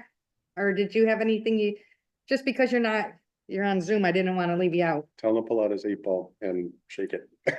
Ask the question. You've got your special tool there. I I am gonna watch the front half of this section, as I missed, I was over at the DPW meeting, so, and I'm sure I can ask one-on-one if there are any other details. But, I got the gist of what you were saying there, but, you know, without having you recap everything that you've already talked about, I will prefer. You've said it enough, I'm sure. I just have, this is gonna be probably quick and easy. You asked me what I meant by the combined dispatch and fire building now, and you're here too. You have in the fire department building equipment expenses. Building equipment expenses, and then on dispatch, we have building maintenance supplies. Can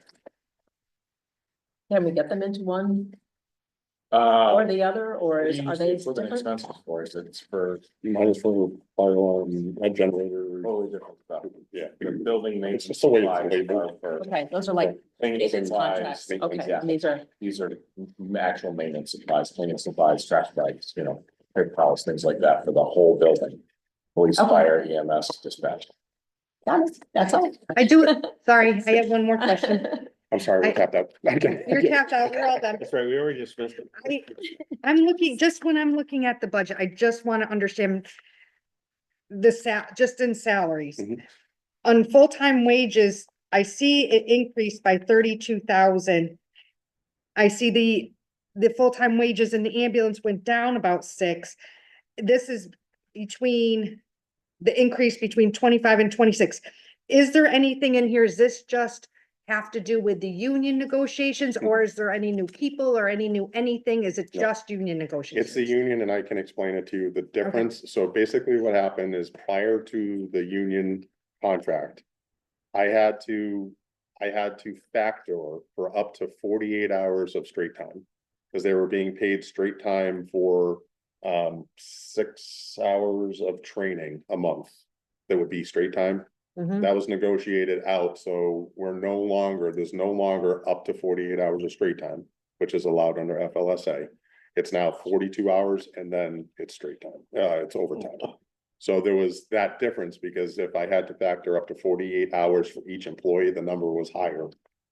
Based upon just the 42 hours, you know what I Okay. mean? So that's where you might see more on the overtime side now. Okay, Because, they have a 3-hour minimum, to come back, so it just got moved around a little it bit, got but shuffled around. there's and no then new changes. people, there's not more anything, it's all it is just moved the different line items in union negotiations. Correct. Thank you, that's all, I just wanted to make sure I understood it. Yes. That's correct. Thank you very much.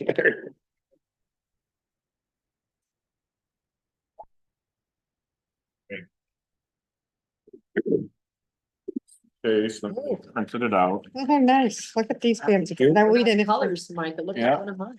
Colors. plus I wouldn't get that if I printed at the bank, I'd get black and white. Colors and paper, wow, we're going all out, huh? Was that in the budget? So. After last week, I just wanted to make sure that we're gonna go through this as the actual budget so that everybody can see everything. Okay, And after this year, I'll roll it all back to the way that it used to be so that we can go through it a little bit more efficiently as obviously it was super important. So we will make the adjustment back and hopefully won't have to worry about that. okay. So, we'll do police first. I think that's your top sheet.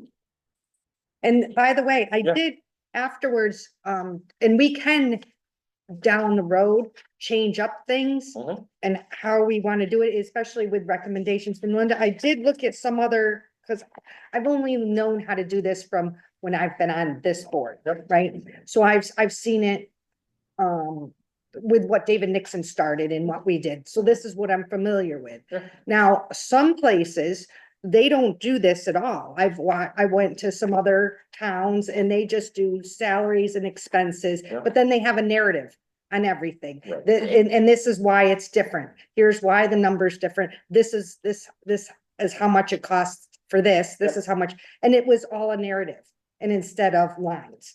Yeah, and I mean, that's what That's tonight not- is about, and Yep. if we had had my budget meeting last time, that's how it would have been. I have the narrative here, and I would Yeah. have gone through everything. So different So, things like yeah. that is fine. It's It's just- just when Wanna- I'm trying to understand it. So we can look at that down the road and sometimes that might be something, but and Yeah. I don't know what's the best way to go. And maybe it's something as discussion for next year. It is, there's reasons to do it both ways, but I actually do like.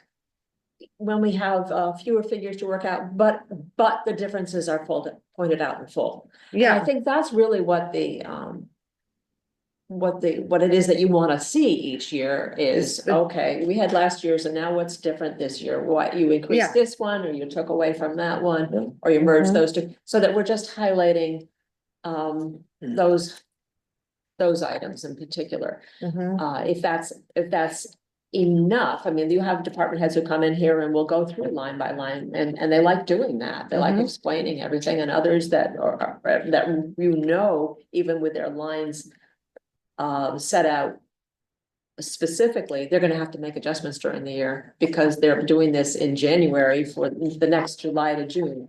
And there's just so much, particularly like highway, for example, what's the weather? Are the trees gonna come down? Is there Yeah. gonna be a lot of snow? So there's gonna be a lot of flexibility. So the important thing in that kind of a budget is the bottom line. Say, and what has changed this year and why is something increased? So I don't know, we can certainly I think it does need to evolve to be more useful each year, and it very often it evolves in a way that I see as more useful because I'm sitting here with the book. But there's no reason you can't have more input on it at an earlier point and say what we really found that you put in there that we really didn't need is something, or Well- we'd like to see a little bit more of a narrative and fewer lines. That's fine too. I mean, Yeah. that's something we can work on together. Okay? Yep, thanks. Yeah, no problem. Okay, so, we'll go through the wage lines first. Those are the yellow, your bright yellow ones that you have. My chief salary is on top. That's, just a percentage increase. Mhm. The first large increase you see there is the admin salaries. The reason that that is so large is because that is, the only additional employee that was, approved in town.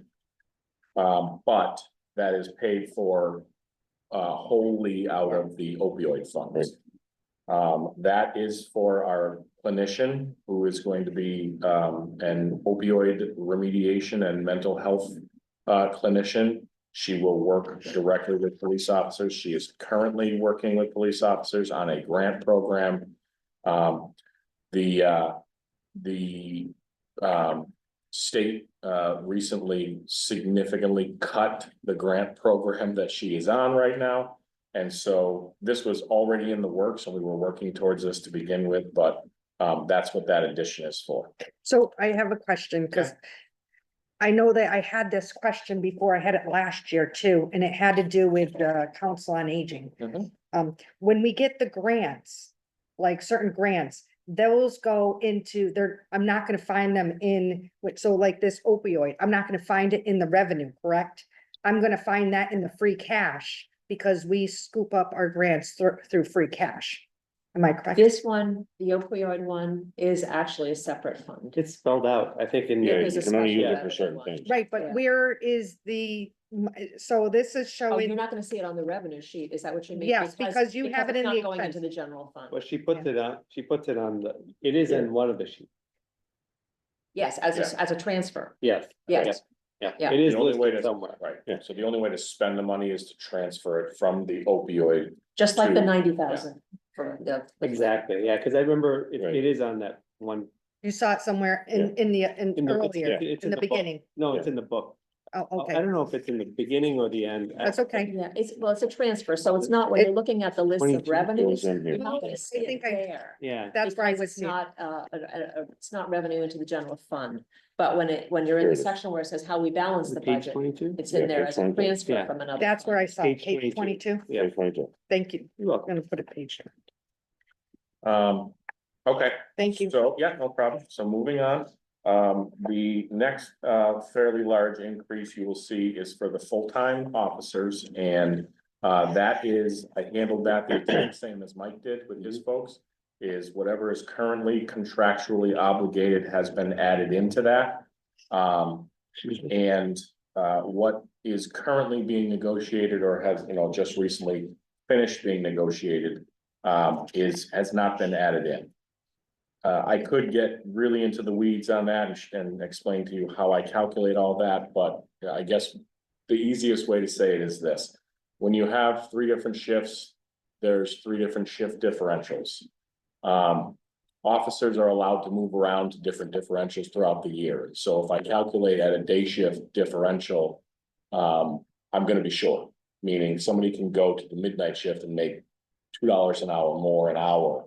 And so I'll be short. So what I do is I calculate everything at the evening shift differential. So sometimes you're short for some officers and sometimes you're heavy based on where they go. And usually it evens out. By doing that and by adding in what is already contractually obligated, depending upon what they just recently negotiated, I may be in a really good place for that number. That you see at the bottom there, the 1713078.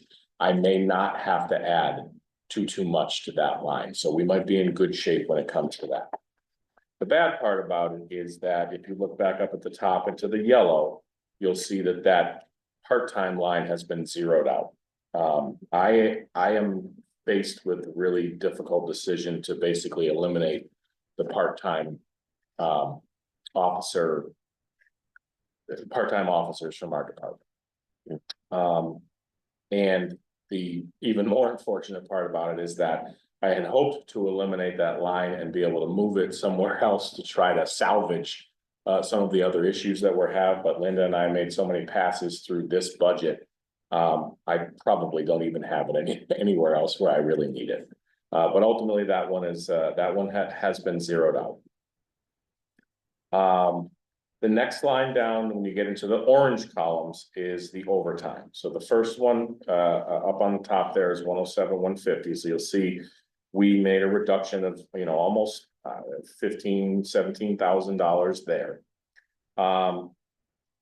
We've had a really good handle on the overtime for the last decade or so. We have never overrun the overtime line. Unfortunately, with that large of a cut, if we have a lot of Part-timers, you vacancies. mean? No, in the overtime line, if we have a lot of vacancies in our full-time staffing, we're gonna be in trouble in that line. That number that it's gonna be at, that's at right now, 107, 150. That's a few $1,000s more than what that line was at when I took over as chief.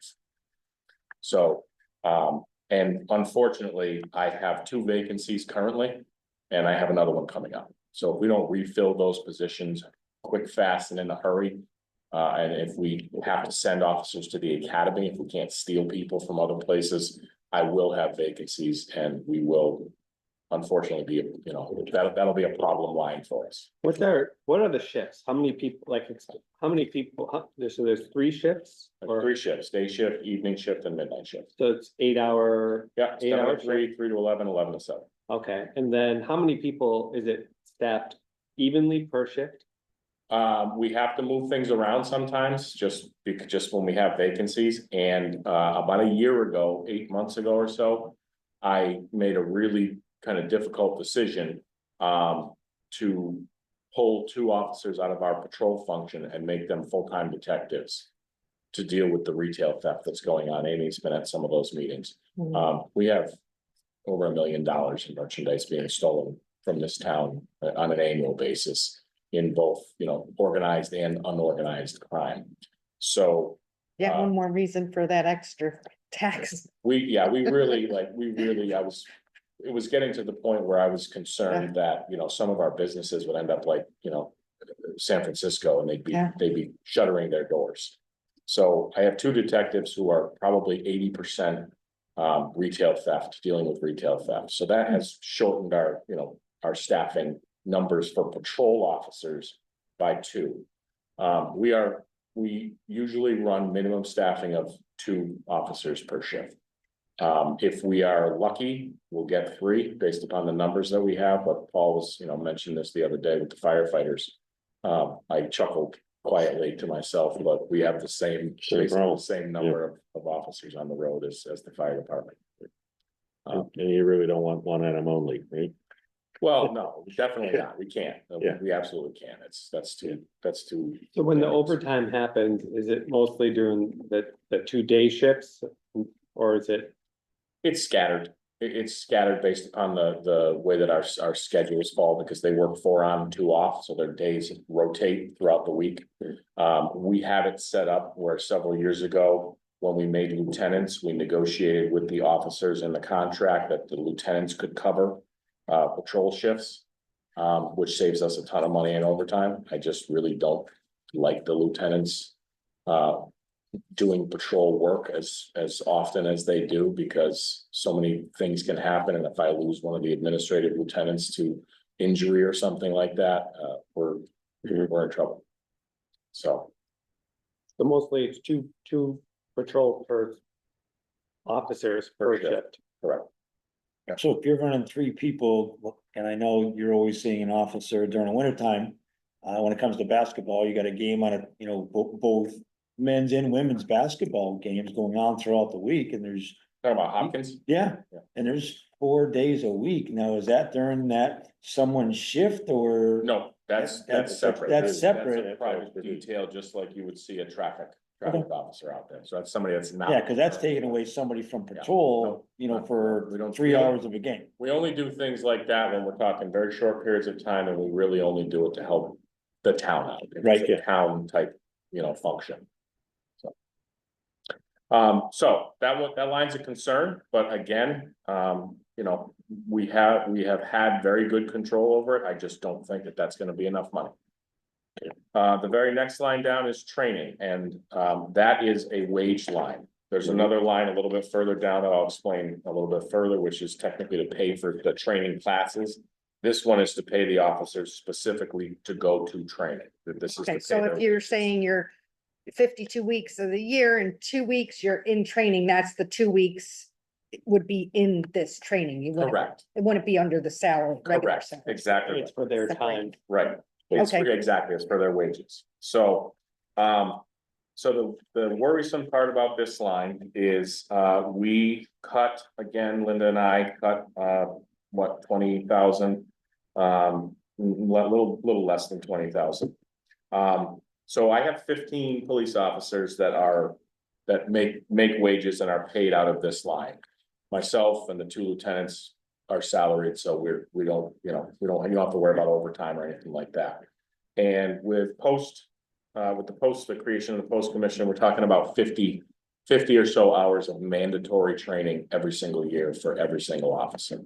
CPR, firearms, and 8 or 9 different other subjects that are selected by the MPTC annually. That's annual, not, it's not like it's every 2 or 3 years. Not like what we were talking Yeah. about earlier. This is every single year and it's different every single year, well, except for CPR. So just doing the basic math on that with a median overtime rate, we're gonna spend probably about 35,000 of that 42,850 that's left. And that doesn't include any specialized training. That doesn't include any additional training that we have to send our school resource officers to, our detectives that we have to get updates on, our firearms law updates, anything like that. And I usually budget for about another 20 or so hours per officer throughout the rest of the year. We're not gonna have money for that. Now, we can scrimp and scrape, but mandatory is mandatory. We're gonna be, dancing on thin ice with that one. Now, just looking at that line year over year, and Yeah. obviously 21 was a weird year and 22 was kind of not the most, I guess, prototypical years. Mhm. But I see that it goes up and down, up and down. And I think when I look at, I don't know what the what's the 25?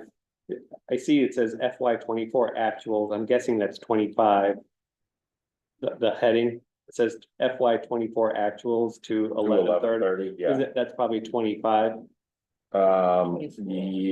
Probably, actually, that might be 24, the 25 may have been shrunken down. Meaning fiscal year 25. Correct, It's probably, I'm assuming that's what, maybe, yeah, so that's 17. right. So that's what, that's. Three, Just a So a lot of partial- it- that's a partial year. yeah, that's 5 months A in. lot of You it can ignore that. happens, based upon when we do our Yeah, annual that's what I was trainings wondering. and whether or not. We may have had to send an officer to an academy. Academies are every 5 months and they do 2 or 3 a year.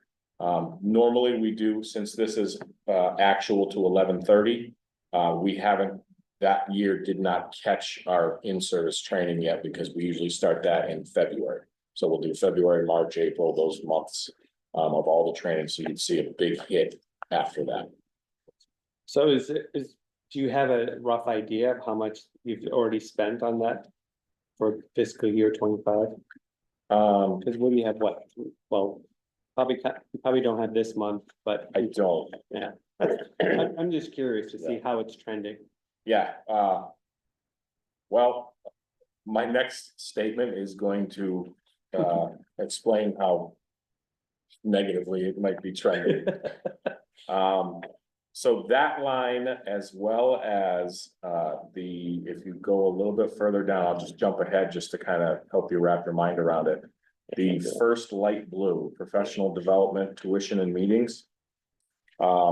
We would pay police officers to go to the academy out of both of those 2 lines. So it would be tuition, equipment, things that they need, plus their wages.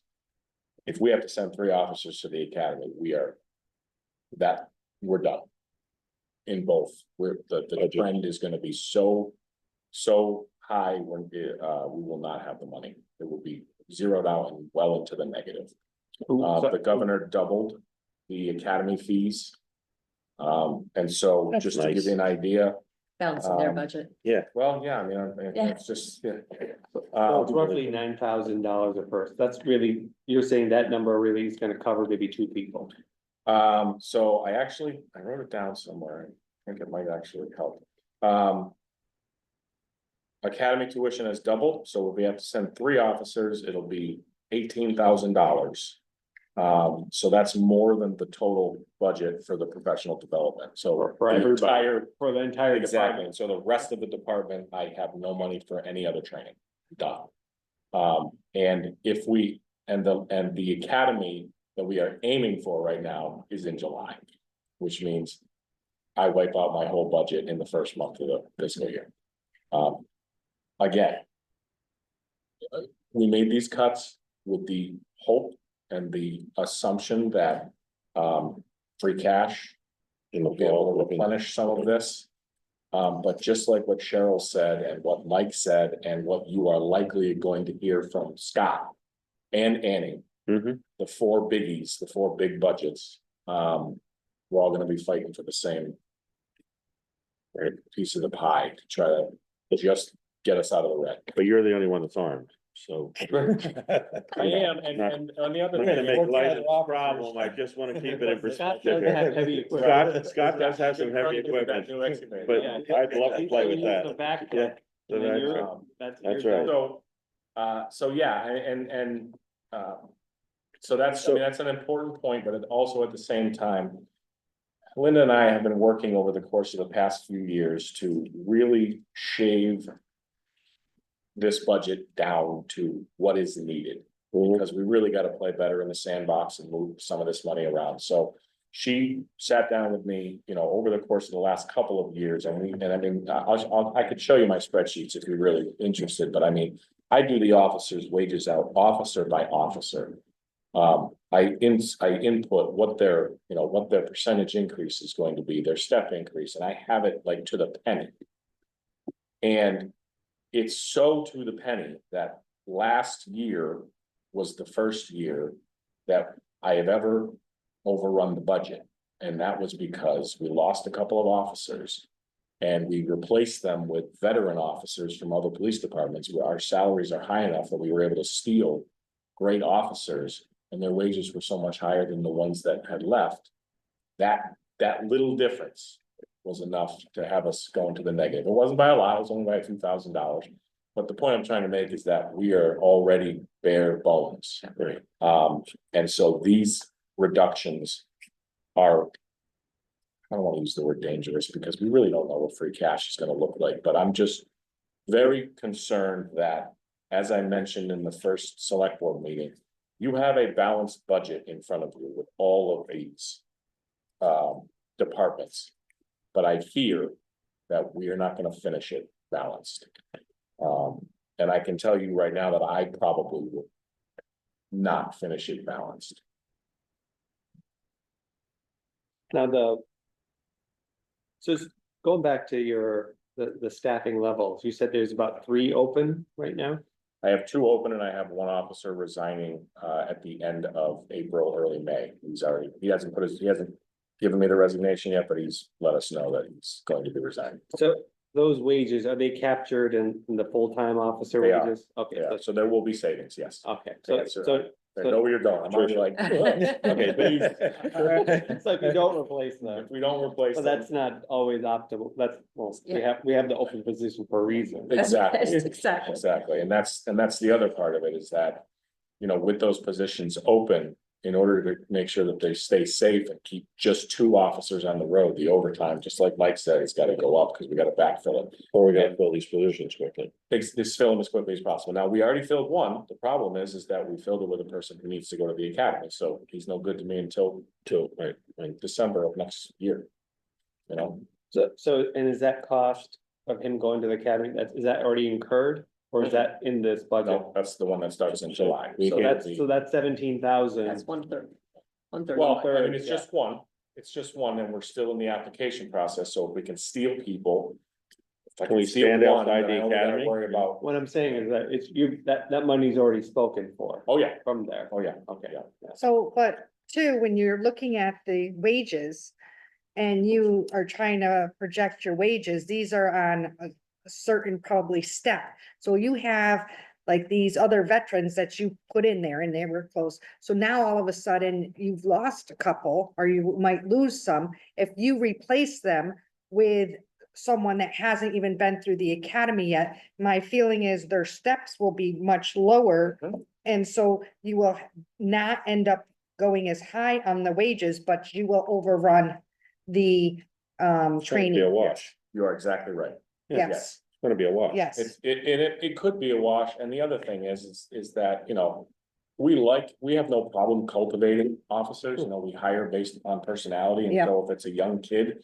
Like the guy that we hired, he's already dispatches for us, we already know him, he loves the department, we Yep. love him. You're right, I can absolutely start him off less than the person that left, that's a win. But then on the training side of things. Yep. you know, It's a one-time, I mean, it's an Yeah. investment. It is. Yep. It's a one, but it's a short. Well, they have to go to the 1 year academy every year though. They have to go to the academy every year? No, Just the once, okay, and then it's the We have other to do the training. 50 It's hours the of other training training, every year, right, yeah. it's the other 50 Okay. hours, And we okay. wanna keep them. Right. The Retaining. academy. Yes. We don't want them to leave. I think, Right. I don't know, Amy, you may be the only one that was on the board at the time, but I know that a few years ago, I did a presentation about the cost of replacing employees as Mhm, opposed to retaining them. mhm. It's not even. So we gotta do Don't it, tell me. you gotta go outside the, you gotta go outside the academy with the pickup truck and do a, We're trying it all. you know, We're get trying the it all. smoker and, you know, do a little, you know, like they do at the football games, you know? Yep, we're Right. recruiting from, you know, Join our- 18-year-olds, you know. Yeah. So, You okay, gotta but start in high school. I guess, I mean, if we absolutely know, you know, if we don't get free cash. I mean, it's like we're going in saying, okay, this is the budget and it's balanced, but we really know. We're in for whatever, I'm gonna pick a number, $25,000 or 40,000 or whatever it Or is. whatever, Okay, whatever it is. I mean, I realize we're doing this to be budgeted, you know, but I also still feel like it's like, we should just tell people what it is. I mean, we're gonna have to pay for it down the road. Bigger picture, it's, Yeah. really, you know, Linda, I mean, Or it's gonna mean less and it- less police. right, and I mean, I it- just, And it ties in with the ambulance situation, and it ties in with what you're gonna hear from DPW and what you're gonna hear from Right. Annie, from the schools, so it's a bigger picture, and, you know, I think. The goal that on the 14th or whenever you all have your vote and make your decision on the budget and any adjustments you might make. I think the point that we really want to get across to you, across the whole budget, is that the decisions that you make. For FY 26 really have to be made more with an eye towards FY 27. Yeah. Because we were, you know, we just. I mean, you know, that's really what we're. Especially, you know, with your ambulance service, right? So we talked about it earlier. I don't want to talk about it without Mike here, but it's coming up, so. $400 and some odd $1,000 for $430,000. That decision on whether or not to continue that service, BLS or fire department or whatever it is, retain those employees needs to be made. With an eye towards what the plan is for FY 27, because the only funding source. For that is stabilization. It's nowhere else. So if you without. an intend override on of some some, sort. well, so that's the point, is that for. That's- Override. For 26, Yeah, yes, so you right, for basically are 26. just buying a year. Right, And then Mhm. if you intend on moving towards override to cover those costs. That should help, that should. Influence your decision for this year. If you have no intention of going down that road, right, then what are we doing? You know, Well, so, reduction of services at the end of. well, that's that's what I'm It saying. needs to be one less police officer, whatever, one shift, whatever, Right. it's gonna add up Right, over yeah. time. and as you, and but here's the problem. If you're talking about $1 million. You don't have $1 million in employees you can cut across town. Not without seriously noticing that, right. and that's kind of what we're looking at. Right. So I completely agree. If we don't have a plan for 27 and we're just going to do 26 to the fullest. Yeah, I agree. Whatever we're gonna do for 27, we could probably back up and start doing for 26 and our wish would be that we do the best we can for 26 and then look at getting more, we would probably support going for additional funding for 27. But that has to be something that the finance committee and select board, we would like to see decided even before the final vote on the 26 budget. It has to be, and we know that if this is our 26 budget, 27 will be higher. Yeah. Right, So and if we had an $825,000 increase in revenues this year. 825,000, we see doesn't go very far. No increases in labor and insurance and Yeah, with- and It just, didn't this year, it can, it has gone far, other years, that's just what we had and it was great, right, but this year. there's a trend here. With the hit in the retirement. Right, and and we- the and again, we- insurance, we just still got- don't- We got just Yeah. knocked. Yeah, and we don't know how knocked we're gonna be, and, you know, in 3 months, we could find something else that closes because of, you know, businesses, offices. Yeah. You know, I'm starting to hear people who are, you know, on federal contracts that are being canceled, they're not even federal employees. Businesses are starting, you know, this is gonna roll down, you know, you talk about trickle down. Yeah. It's gonna be raining. Well, I Okay. mean, you know, like I said, the governor, you know, he has already done two things right now that affect. Yeah. What we're doing here just for the PD, you know, we got a grant significantly hacked. And, you know, the increase in the training costs and everything, so Mhm. you're gonna have to pick those up. And what's the turnover rate on your cruisers? Meaning after so many, you must be, after so many miles, you say, okay, it's not something that can be used as a cruiser, it might be something for traffic control for construction on the roads. I mean, we've gone well over 100,000 miles with our cruisers many times. We try to keep it around 100,000. Accreditation standards are 80,000. Mhm. We go well past that, even though we're going for accreditation. Probably 5 to 6 years, just like the ambulance situation, and then we will actually roll that cruiser into. What you just said, the detail line, so that we don't have to put running time on good cars Mhm. for this entire job that's going on out here. Right, And we'll save it for like another 3 or 4 years, so we don't have to touch anything new. so you're almost budgeting every single year for a cruiser every single. That's what we did a few Yeah. years ago. So- We said just one a year to keep them new so that we don't have to keep going back and. It keeps it out of the capital. Yeah. plan. And, Okay. and since he's brought it up, I would like to see if we could possibly pull it and put it into the capital on the warrant and borrow for it, so then you would be able to adjust and make these numbers look. It's A little always an bit. alternative, but every few years we go back. Well, I know, but, well, same thing with the OPEB, Right. right? Same thing with the OPEB, and but We're very flexible. right now, I'm thinking, right now, we need to try to do the best we can to budget. And we're cutting the schools or cutting, not that we won't use it, either we can borrow for it now Mhm. and put it in the capital. Or we could put it towards the free cash in the fall, but we're stuck with, you know, cutting a lot of the schools and saying that's for the fall, right? And that's in the anticipated free cash, so we're gonna say. So just follow me here, like the 137, if we move that and borrowed for it. The other one is, can we borrow for some of I hear a lot of people, we're talking a lot about some of the software that we need.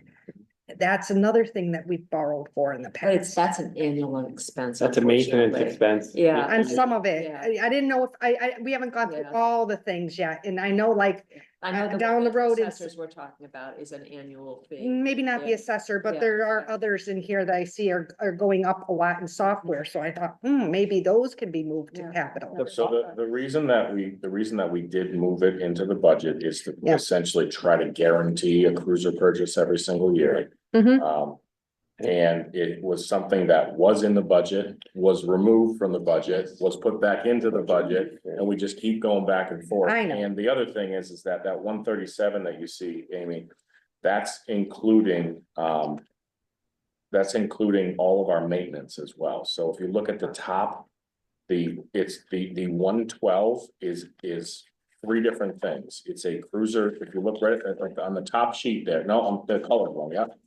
The bottom green, it says 112,000. Mhm. That is a cruiser purchase Okay, and that is payments for 2 cruiser leases. oh, that's because when including the Carolyn was leases, here, yeah, I remember the She wanted leases. to lease cars, so we Yeah. leased 2 So it'd only cars. be 112 that you're looking for. It would 'cause- be less Less. because we would need the lease payments in there to make sure that those go through. Oh, because yeah, we already because own you're Well, paying the for, lease It's is, the third and fourth year From. of 2 leases. Of 2 leases. When does that expire?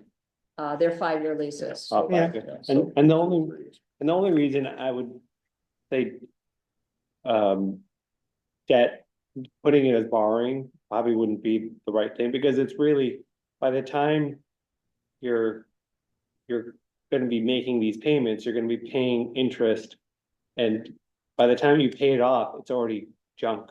Yeah, the depreciation of it, it's not worth it as It's one to, of the reasons you're that we paying. stopped. Yeah, we're gonna be. I'm not, Right, and I'm just right now Yeah. looking at No. these numbers and these numbers scare me. How are we gonna balance? Mhm. And Right. if we have to put something and say, what is it that we're putting, we have to decide like what we're gonna present to the town. And I think it's 82. is it 82? for a Or cruiser. cruiser. Yeah, and it's That's really right. consumable, cause you're burning Well, it that's out the other every year. problem is that One- somebody did actually challenge that one year when I stood up at, and had to, you know, every single year I had to explain Yeah.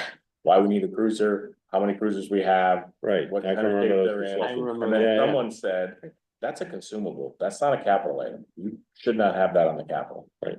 So that was another one of the reasons why we moved it back into the budget. Meaning, Right. I would agree with that. Yeah. I mean, I'm not sure that it was legal to ever be on it based upon what a capital item is considered, because we used to buy bullets and everything on there and Well, that's we not just- capital. no, it's not. In cruisers, Cruiser is I think Amy. Yeah. Is right in the sense that it is it's a large capital Yes. purchase. Absolutely. But however, that are operationally, what you're really doing with it, it's like, you're trying to pay. Make installments on tires. Right, exactly. But here, but here's my issue, is my issue is a lot of this money that we need to balance it, the bottom line that we need to balance is we're going to be pushing off for free cash, right? A lot of it. And that's kind of, and Mike had a good point. It's like, what we're doing is you are a priority, right? Didn't we say that's what we mean by anticipated free cash? You're a priority in the fall. Soon as it comes in the fall, you're the priority. And I'd rather put something as, when I'm looking at what are the priorities, I want to make sure there's no people in the priorities. Like, what are we putting in as a priority? What are we putting in or using the free cash for? And it can't be people, and it can't be health insurance, and it can't be certain things like that. It Right. could be a piece of equipment or It could something be- else. It could be, Amy, But that's, but there's compression, yeah. right? yeah. But there's financial compression that we're gonna be, you might not be spending That's a that good money idea. specifically on it, but it's good, just pushes Affects the something whole else. thing. The Yeah, only it just thing, right? pushes, it's just like pushing, The a stack of, you might be pushing this piece of paper, but it's also pushing this bottle of water at the same Yeah. time. Well, so you're taking $80,000 cruiser, it's just easier to work with 80, and we say, well, we're gonna pay it off, 20,000 a year. That's 20,000 you're gonna need in your debt and interest, but 20,000 is less than 80. Right. So, I mean, you're still going to, and you're not gonna need it in this year's budget, so what we're doing is pushing that off But for the next to the year, next year. it's 40. No, it's only 20. No. You add because another You cruiser have to in. add another cruiser. Yes, for another. And once cruiser. we start That's that true. precedent, This is and true. we have to get And it through we town had that meeting to vote on. discussion too, at some point, it's the same amount each year that we're borrowing. Cause I mean, how I- many cruisers do you have? Yes, you're right. We have 7 line cars, so 7 that get used every single day. Yeah, so maybe it's not 7, but because some of those, they extend their lives, but you're gonna be paying 4 or 5. We're coming out a little bit ahead for a couple years. Yeah, Okay. exactly. But it's not a lot. of I money understand, coming yeah, out of I it. mean, so I Yeah, understand the it's concept. it's gonna catch up. And it will, and the other part of it is that, if I'm being completely honest, selfish.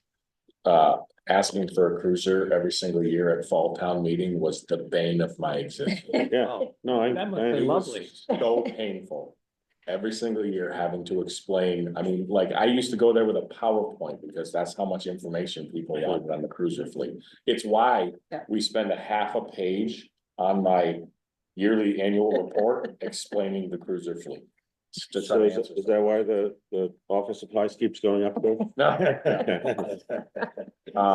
But I mean, let's technically, keep this in we perspective wanna here. talk about that line. Yeah, That line currently is, that was, based upon current spending. Okay. I made a request of $78,000 for that line because that's literally to a penny what I need. okay, That covers all of our computer programs, like Amy was talking about earlier, our telephones, emails, payroll, scheduling software, criminal history data systems, grant writing services, maintenance plans for all of that data. And Linda and I went through that line twice and cut it back to 68. So I am about $10,000 short for my computer services that I'm gonna need. We already went over the professional development and the dues. Those are the last two lines are those two dark blue ones, the other police supplies and the uniforms. Those are the other police supplies one is basically everything else. I buy paper, ink, battery backups, bullets, stamps, you know, anything that the entire department needs is what comes out of that line. This year at current spending, I will spend approximately $22,000 out of that line, and we cut it to 16 for next year. So I can manipulate that. I can dance around it a little bit. I don't know how much. I don't know if I can dance around it by $9,000, but we'll see. And the uniform one that is combined with it, we went over the officers earlier. It costs probably between $4,000 and $5,000 to outfit them completely for the academy, all the equipment, everything they need, which leaves about $9,000 for the entire rest of the police department. That line currently, as it stands, is what I budget every year for the officers for their equipment line. So $9,000 is just not gonna be enough. And I say all that to just give you, this is kind of a snapshot of, like I said, what you're gonna hear from Annie, what you're gonna hear, what you heard a little bit from Mike, and Scott. The dispatch one, we can go through the whole thing. It's really kind of more of the same. The dispatch line, the dispatch total budget increase is only, what was it, Linda? $5,000, $5,100. It doesn't include the wages that they negotiated, so we're gonna have to add that in. And you have to keep in the back of your mind that across all budgets, anything that was negotiated, fire, police, schools, town hall, municipal union, that is not going to be in the budgets that you see that they put in front of you to go over those additions. do you have any good news? What's that? Is there any good news? Well, the good news is that I think there are options, there are ways out, but I think we need to take a more dynamic approach. We can't sit on our heels anymore and wait for businesses to come in to save the day with a new tax rate or a housing development to come in, and we can't. And as I said earlier, I mean, I know it's easy to say from a high level. It's hard to say, but it's easy to hope that you can make reductions across all budgets to bring us back to where we need to be.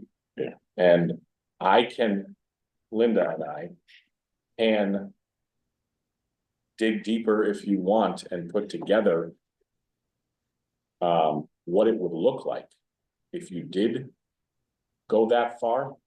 But I just don't see $1 million in salaries not being such a change for this town. And the unfortunate part about it is that the people will be gone before you realized what has changed. But the thing is, I almost think you need to do some of that and put some of that, because I think without an override or without going into some of this, we cannot keep we can't use this anticipated free cash. We can't budget like this. Yeah. And so we need to yes, you need to, but the only way to get this to pass is you have to bring it to the taxpayers Mhm. and they have to vote for it and it has to pass. Right. So not necessarily, I mean, obviously, we need to have a plan B if it doesn't pass. Well, this is plan B. Well, this is not gonna, this is, Well, so that's, and then I mean, you can go into the whole timing of it. I think that's gonna be part of it, right? We wanna make sure that we get through annual with what we have. And then formulate a plan and take the time needed to educate folks on what we're looking at. And you can put something in front of them as to exactly what you're asking for. Do you want an ambulance? Do you want salary cuts across town? Whatever it is, and you can do that pre-fall town meeting. And that's your backup. Your fall town meeting would be your backup as to what cuts would then need to be made. You can do it between the two meetings while still educating the public as to what you think is appropriate. And that might mean, sorry, cut. And if that's the case, then that's the case. But again, Yeah. I don't see it. You know, you're saying cut, but how about just not so much spend? I mean, we've seen in a few years, DPW spent almost $900,000 on a pump truck, a fleet of vehicles and an excavator. 3 years later, they're looking for a bigger excavator. Is there a way of, rotating a cycle if within each department, unless it's a dire need like the tanks, which they were saying 6, I thought it was $9 million. It You know, is nine. Yeah, It is nine. I thought it was 9, but. 3 of it was gonna be coming. 3 was from a grant that we didn't Okay, get. that's what I was wondering with that number, saying, okay. You hate to pinpoint as to saying, because everybody's going into this cookie jar. Mhm. And it was said by the select board, last week, they've let the spending go. And to say, okay, this is maybe in your cycle for water and sewer or DPW. You can budget for this, okay, we might need to hold back on maybe fire. And then after, because with the revenues that we have from this town, our trouble should be what color fire department we want for a truck, red or yellow, with the money we have coming in, instead of spending as much as we've been spending. How much free cash have we been Let the doing? spending go. I don't, what are you, Well- what are you talking about? The select board last week, they said themselves that it was this previous board and the present board and the previous board has let the spending go. They said, I did not they hear said, that. that was the very first thing that was said in the meeting. No, I didn't hear it either. I didn't hear that. That they, I I didn't mean, hear they're anyone say spending that. too much. Well, or- I don't know or if they they're haven't spending, been they're keeping up allowing with it. too much spending going or something where they're allowing. It's, everybody has Was it when their, we were talking about the enterprise funds and the? Yeah, that's what they were talking about. is that what that was? They were talking about the fact that Oh, we have undercharged for the enterprise funds. The sewer has not been charging what it should have been charging. We are out of money in the reserve account. Yeah. It's down to 24,000 or something at this point. It was 27. They let the. It was 27 at the meeting 2 weeks ago. I think it's down to 24. I talked to Scott earlier today. Yeah, We have But is there a way 100,000 that in we water. can just not let It's not things go spending. out of free No. cash? I mean. That's not free cash. That's not free No, I'm cash. not saying that. I'm just saying I- with the money that we've been spending, that we had 800,000 last year, and then now we're at 600,000 for the anticipated, free cash that we're using. That number seems to be going lower and lower. And I know it's tough because contracts, wage increases. I understand that's The something health we have insurance. no control. Removing That, sludge. that, At 3 times the cost, insurance that didn't would be help best. at all, I'm sure, all those things, unexpected We things really that we don't. have as a town, no control over. It just seems like it's going deeper and deeper and deeper, Mhm. and I know Well, I things think are it's a- costing more and I more. think it's a matter. well, I'm just, sorry, I think to Peter's point is that it. When you go and look at, I think we looked at that debt service, right? And you saw how that has become a larger and larger portion of kind of the budget, the expenditures. Because the pump trucks, this building, the library, all of those bonds, those are, they all add up, and then DPW, they have their own. Yep. They have their own spending. Now, and then on top of that. Again, to reiterate his point, all of the stuff that we've gotten needs to get maintained. Mhm. Right? So it's not to the extent that. Things have gotten out of control, but the decisions that we've all made as a town, not pointing fingers, everybody's decided this. It's impacting us now because you gotta go and pay for these things, right?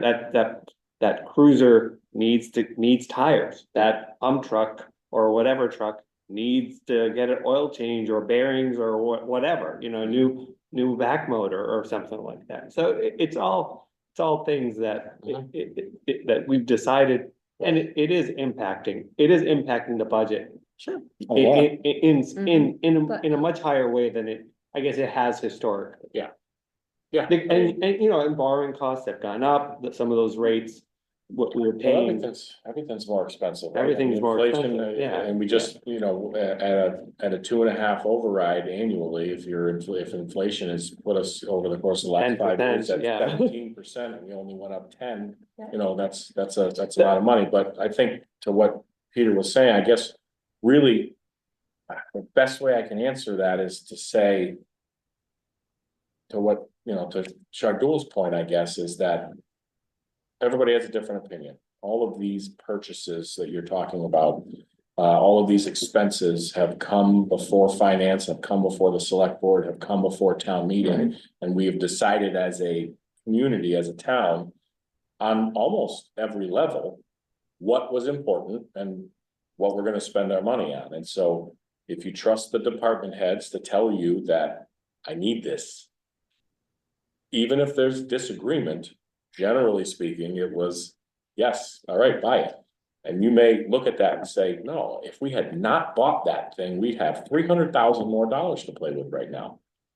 Very well might be right. If you look at the situation that we're in with the ambulance. We have currently spent $937,307 But to get to where we are at right now. we also have a full-time fire department. This is the point I'm trying to make. So Yeah. what I'm saying is that you may look at that and say, There's a benefit boy, if there. we had that $1 million, we would be fine. But we also would have one firefighter on duty and our poor fire chief would have no hair. Go ahead. Right, Or a heart I attack. guess, or a heart attack. Or So, get hurt. again, I hate to keep using the same language that Linda and I used the other day, but I think it's more of a philosophical issue where if you trust the department heads to tell you what they need, regardless of some disagreement here and there, we have all decided as a community that, what was it, 2 years ago, we bought, I know you didn't want the vac truck, I remember you stood up, I. No, had a good absolutely. argument. And it only because of lack of 600,000. maintenance for $600,000 for Right. someone not And you said, wow, undercoating Right. something that we've had, and a lot of money, right? that's a ton of It's a money, ton of yes, money. because of lack of So, maintenance, and that's exactly. So frustrating. $600,000 and you think, man, again, I wish we had that money, but. Somebody else stood up and said, if my septic.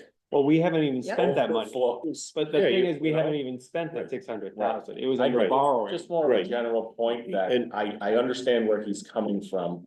And my hope is that this committee and the select board will allow each department head, and Linda has put together, honestly, I think.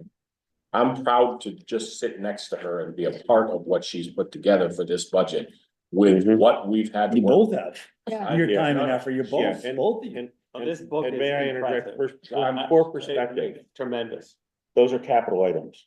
So it's not like if we hadn't bought a $600,000 vac truck that we'd had $600,000 that year to throw into the budget. I think the philosophy, it's a I think general. to Pete, Yeah. Right. I understand that it adds to our Expense. overall expenses, Mhm.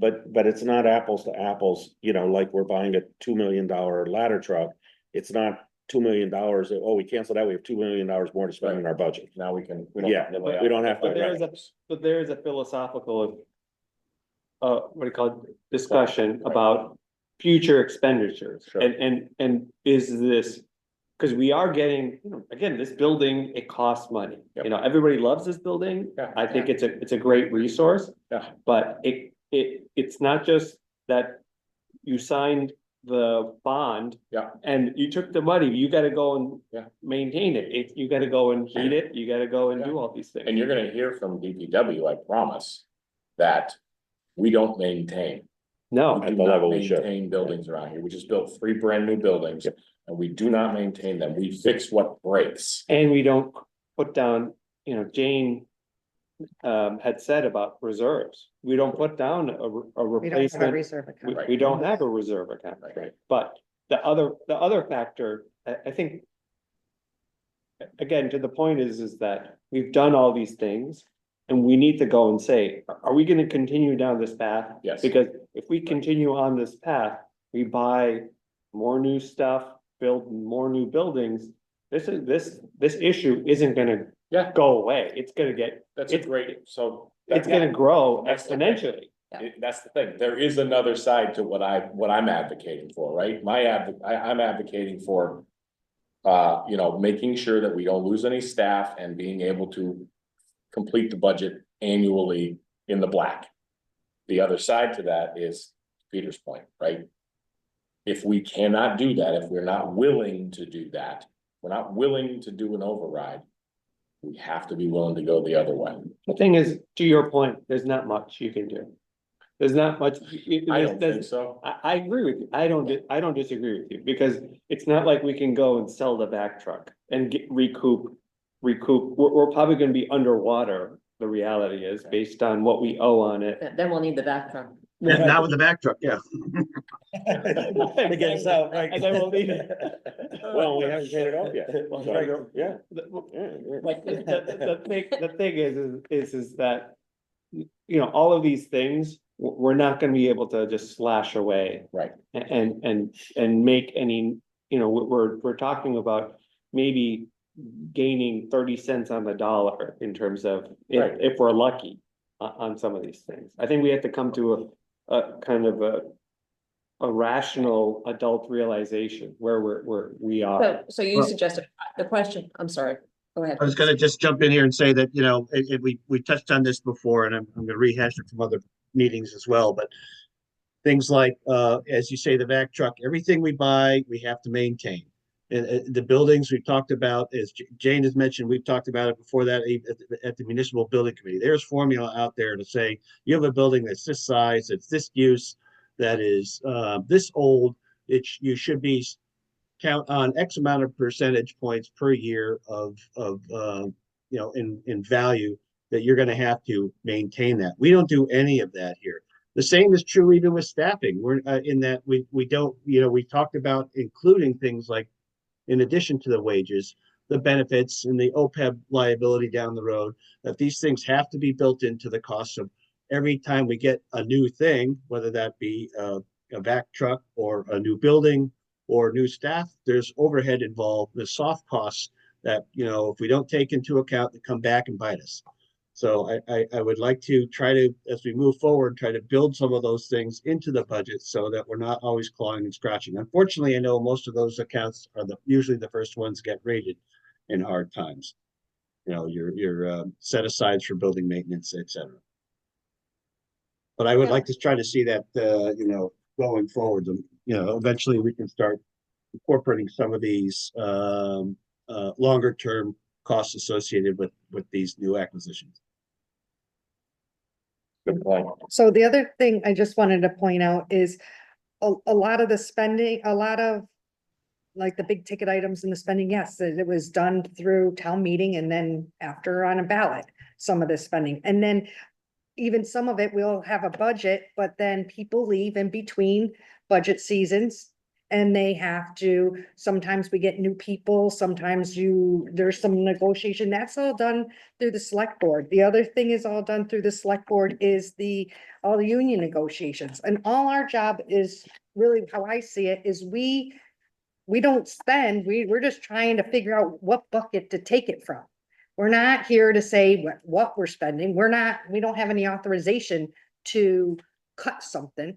We're not giving people jobs. We're not saying hire this or hire that or do this. It feels like all we're doing is trying to take what's given and say, okay, what can we do with it? But we can be, but we are an advisory. An advisory and recommended, but we don't Yeah. spend. We don't spend, but we tell people, we do go and as a finance, we do have an understanding of some of the debt, like the debt expenditures, the capital expenditures, you know, we understand. And we ask, and I think our board asks very, I think, more detailed questions. We than- try to Huh? point out some things. Without question. Yeah, this I- board is- I think- I has think- Much no question. Yeah, I think, Yep. and we have the right to ask some of these questions, Certainly. but the fact is that we are this kind of the checks and balances, and we do have a say in kind of how we need to go and look at it, because on a finance level. Yeah. We look at revenues, because we have that background, we have Right. that competency, and we can go and say, well, you know, your checkbook is not balancing. Because there's not enough money coming in from one side, and you're That's- spending way too much on the That- other side. Yep, that's all we could say, right? Or But I think it does have weight, and Yeah. when we sit down in town Oh, yeah. meeting, that people listen to us. I wouldn't undervalue your board at all. I think it's great, and without question, your board. And you're asks cutting our more- budget too, right? More cool We roles. have a budget. They don't have- It's one of those places that gets rated. Oh, I man, we guess lost the it again. question, since you brought up the thing with the maintenance, is it something because there's no money set aside for the maintenance, There or is. nothing's been scheduled to being done? No, it's not about labor, it's not about effort or. No money set or- aside for it. There is money, there's not enough. Yeah, Just not enough. there's Gotcha. a lot of maintenance lines, I Oh, think you heard, Oh, I in the know. buildings and the equipment. I- We have a whole maintenance budget, which is 490. But is it enough is really the question. Andy is absolutely correct that we just don't budget appropriately to maintain the buildings. And it's, you know, it makes you nervous when you look around a beautiful building like this and the North Station and everything, and we don't have money to you know, re-wax the floors in these buildings or paint, repaint the walls or anything. Our The town actual windows. maintenance Yeah, our of a windows. building is not done. When the drop ceilings start getting, leak stains in them, they get replaced. That's what we do. We fix stuff that breaks. We don't do, Some of that doesn't even get done. oh, take a look at my. building, I you know. know? It's one of those things where, Yeah. yeah. Yeah, I mean, Gary Berg goes out of his mind. If he comes in with Scott to do the DPW budget, you will hear it ad nauseum. The poor guy does the best that he can, but the money's just not there. A lot of our, I mean, honestly, a lot of the maintenance funds that we use are for, dumpsters and do the inspections on the elevators in the buildings, because that costs an arm and a leg now, things like that. That's where most of the money just flows out. We just don't do things that we're supposed to do. You had mentioned that, Shardul, that, we need to sort of change it. Do we want to continue to do things the way we have been doing it? And I really think this year's budget is a marked difference from how we've been Yeah. doing it in the past. That this does reflect a change in how Oh, we've yeah, been doing without a it. doubt. Which is why, even though it's been questioned, is why we put all the requests in here. I think it shows that what the difference between the requests and what's been given is. And yes, some of us call it cuts, others say, what have I always called it? I said a Adjustments. decreased, an adjustment to your request adjustments. And yes, there are increases across the board, but just to show that that's a lot of requests that were not met. There were cuts in hours, and then when the extra amounts, the unfunded requests below the line are the additional staffing they would want, that various departments would want, that we are, and it's a real clear signal that went out to department heads, even police department, that the brakes have been put on this year. These, we really put the brakes on. And, because we were short, I mean, because we only had so much money. So, we can only take so much credit for doing it, but, this was, I think, a real change in the way we approached it and what the, end result was.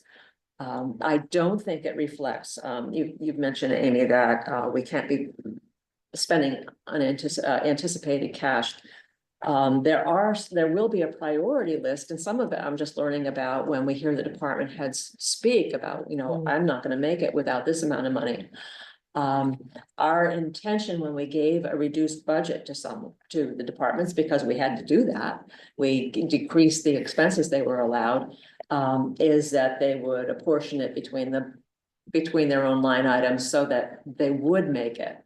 It's not always possible, especially in a small department. Especially in a one-person town hall department, that you only have so much flexibility. There are things that you have to have. So certainly in hearing that there are some holes that have to get filled or they're not going to make it, that will begin a list. And I wouldn't have called it spending anticipated free cash, because let's say we don't have any, they're still gonna have to make it on what they have. This is a budget that the intention was that they will make it through 26. And if we hear from department heads that we're not going to, well, that's certainly worth paying attention to and seeing if there's something different we need to do, or saying, let's revisit this in the fall.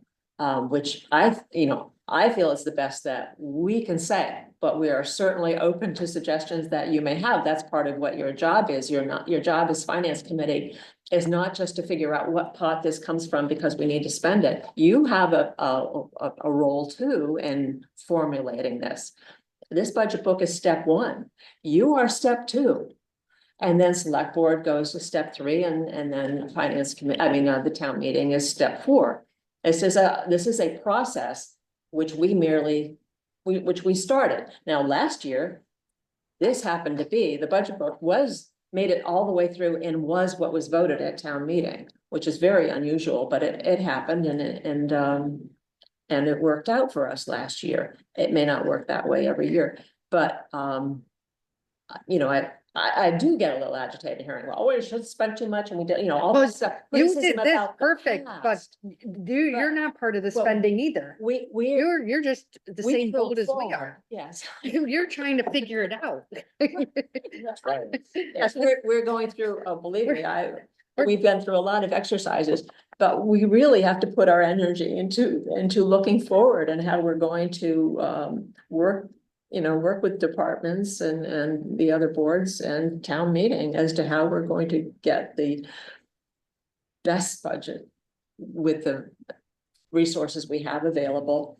Are we going to, does that mean is that a hard and fast? We're gonna have to reduce to fit in with that, the revenues that we have? Or is it going to be, we're gonna do our best sort of to increase those?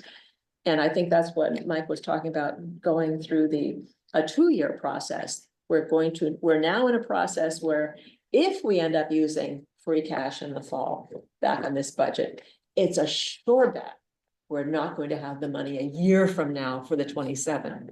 Right. budget. So, and I see that. And we're reducing our stabilization by a third. And that's, yes, Well, are we- that's for one budget. I almost kind of see that as a whole separate issue to deal Yeah, with. that's a big issue. It's a very big issue, Yeah. but it doesn't affect That's how the you- assessor. That's how but that's how you're balancing your budget.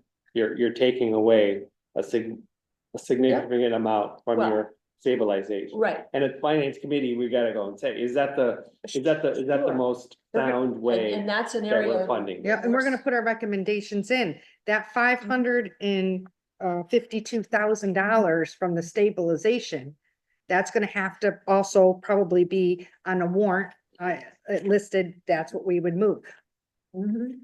What is the plan B if we don't, if that fails, or if we decide not to, Great question. Yeah. right? So, and out of that 552, okay, maybe you can say 200 of it is that ambulance, right? If you said that, because that's what that, they were like kind of looking, it was ambulance, Really. but really only the from a- 200 of it's it. Not even, because you're not even, that 100,000 that I said for capitalization, we're not even accounting for that in the budget. No, you're not accounting So it's for it. really about only 100,000. So we gotta figure out where to get that. I mean, it's not balanced, so we have to figure out what to do for Plan B. Yeah. And I think if it's not approved, we're gonna be losing people. Right. I don't think that's a question. Right, and because it's a special revenue account and we don't know what's in it right now. I'm sure we can easily find out. But it's not we that, don't know I just what's in- don't want it to be just those people. No, It's I'm across the saying, board. my point is across the board. I'm saying we're gonna lose police officers, people in DPW, meaning to Right. make up $500,000 or $600,000. Mhm. It's not one department. You know, because the majority of these expenditures, it's not like you're gonna find, it's gonna be hard, I should say, let me rephrase that. It'll be hard to find $500,000 of spending that's non-personnel related. You've just crossed a new threshold with that. This Yeah. issue has just brought us into. Meaning that's like, world. you know, you're saying you're not gonna power buildings, basically. You're shut off the power Yeah. in buildings to save on the Furloughing electricity. people, So, laying them off. There's, Yeah. there's Yeah. not, there's Yeah. not a lot of, I don't think this, I think you'd be hard pressed to find any fat here. Without a lot of digging, Well, and and you're so not gonna that's find. going back to the whole Right. trust Yeah, yeah. situation, right? Because if you take away the numbers in red, you know, your additional unfunded requests, those are your additions. Those are your, I need more people, I need more hours, whatever it is. Those are the first things we cut. That's low hanging fruit. Yeah. Right. But the number is not, the number that we're looking for based upon, if you trust your department head to tell you that this is what I need to pay for my electricity and my emails. That's closer to 1 million. And then that's on top of it. So it's That's one, $500,000 plus a That's- million. that's the I see point I'm what you're trying to saying. It's actually, so your. the gap your is end larger. game- Your end point, yes, your end point is correct. We're losing people. But the 500 is, that's just fire. no, I'm then- saying that's stabilization, Yes. 500,000. But we've claimed that to be on the fire, and that's the Ambulance. problem. Well, the point I'm trying to make Yeah, is, yes. But no, but ambulance. it's gonna It's fire, include, it's gonna fire, yeah. include the fire staff. Yeah, Right, Right. which were part of these staff increases over the last few years. I Yes, mean, you know. that's true, because okay. we went from 7 to 7 to, Yep. Right, yes, So- something like. so we doubled the Yeah. hours. which You have nine, increased you have nine. from health nine insurance, We Right. doubled the hours. Good. yeah. Yeah, Which and includes our benefits and benefits. everything It else. increased So everything. that's taken a big chunk. I mean, I don't know, you know, so. Oh, I'm not Yeah. denying that's where a lot of it, Yeah, Well, we also the doubled last it. 5 years, you know, paying for these buildings. Oh, yeah. That Yeah. shows up in the debt and the operational expenses, you know.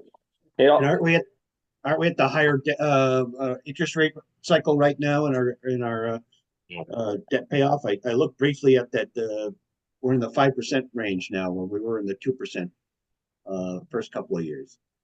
that's for future bonding, the future borrowing. The buildings are nicely tucked up and tucked Yeah, into that's- long-term bonds know, at yeah. our, 2 to 3% rate. Yeah. We're good. Okay, But but every time we have, again, these staffing increases, whether it be, in town hall or at the fire station, there's it shows up in insurance and it shows up in, Yes. Which- time off, et cetera. you had to increase by 450,000 because of that massive increase. I mean, that was a huge hit. And then the other thing you have to consider is the more we spend on the stabilization. Mhm. You know, it affects your bond rating and for the long run. I wrote down something the other day that you should generally have about 5% of your operating budget in your stabilization account in order to keep, a good rating. Yeah. We never would have spent any of that out of stabilization, except for our understanding, this was based on projections at the time, that it was going to come back. Any money that we've spent out of stabilization has been for the purpose of stabilization, for an like OPEB, an alternate investment. We get more for our money in OPEB than we did in stabilization, so it was okay to move 50,000 over there, which we did, which we ended up, we're not gonna be doing this year. When we put the stabilization in for 350,000, it was an investment that we were going to get back. Only recently now, do we have the updated projections that even, that, as we all heard last Wednesday night, was at the buy board meeting, that even if we go up to the full ALS services, and we were given the revenues, it's probably only going to meet about half of that expense. And that is not what we were expecting 2 or 3 years ago, and I'm not, it's just a fact. Yeah. The fact is, we put in free cash and stabilization, expecting that it would come back. This time, putting it in, it would be knowing that we're not getting it back. Right. Now we No have a ROI. different, now we have to, now we're at the point of, okay, we made the best decision that we could with the information we had for the last 2 or 3 times. Now, we may or may not make a different decision, but it will be a decision now based on the information we have now. Right. Which is, we know that if we put that 500,000, I'm just gonna use round figures, 500,000 from stabilization into the ambulance budget this year, we're not going to get the money back. And we're gonna need 500,000 again the next year. And And plus we're there's gonna, $1 million. and we're gonna need it. We're not getting a return on that, and we're gonna need it again. So that is a cycle that we are going to hop on with knowledge that it's not going to turn out the way we had expected originally. The other options, which involve adding staff to a higher level where we could reap the benefits of higher revenues. That's not going to get us there either, because we're still going to come short, because the budget is going to be so much higher that the 770,000 that is anticipated is going to be funding a budget of about 1.3 million dollars. Right. So that's information we have now that we didn't have before. So what I'm going to be, and we've talked about we need to make some kind of recommendation here at some point. Because we've been talking about this a few months. And only last week, had these figures in front of us and a decision to make, that if we are willing, and if the boards are willing to say, this is so important to us that we are going to back an override, so it's worth putting the 500,000 in out of stabilization to buy us the time to see if an override works so that we can fund that ambulance going forward. If boards are willing to do that now, then we're justified in putting that money from I'd rather stabilization. see almost the override in this, right now than in We can't put the, it together in time. I'm Yeah. probably, I'm that's- just that's saying surprising because, to me, yeah. because Yeah, You don't wanna do that. right. I mean. we're gonna be putting we- this, I don't right. wanna put the money. from Right, the it would have been great if we had this conversation Wow. 6 months I ago. agree with you. I'd rather not even touch that money. But Huh. then what's gonna Interesting. have to happen is that in fall meeting, we're gonna have to go and have something that replenishes that money, right? Well, Yeah, Yeah, based on the timeline, I don't know. but I but just, we're not gonna spend, the thing is, we're not gonna spend that 500,000 right away. It's gonna be on the back end, basically. But based on the timeline of Hmm. when FY 26 starts, based upon Yeah, your you're- May town meeting.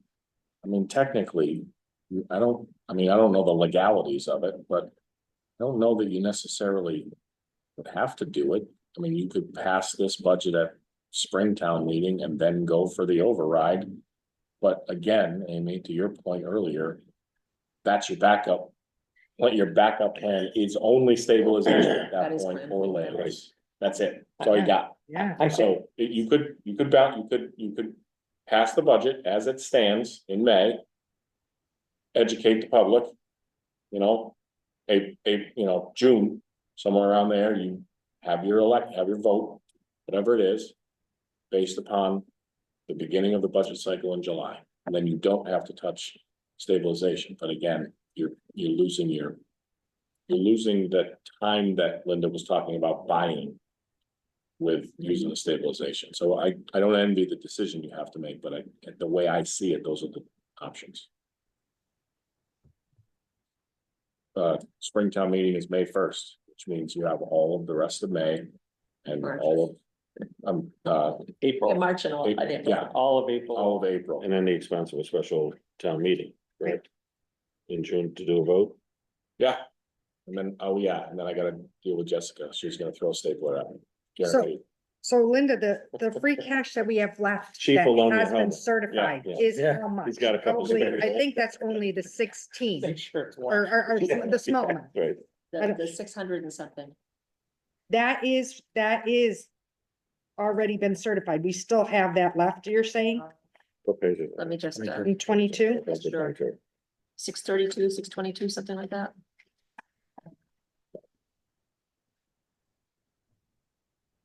Where's the balance in it, but you think I'd have this memorized in there, don't you?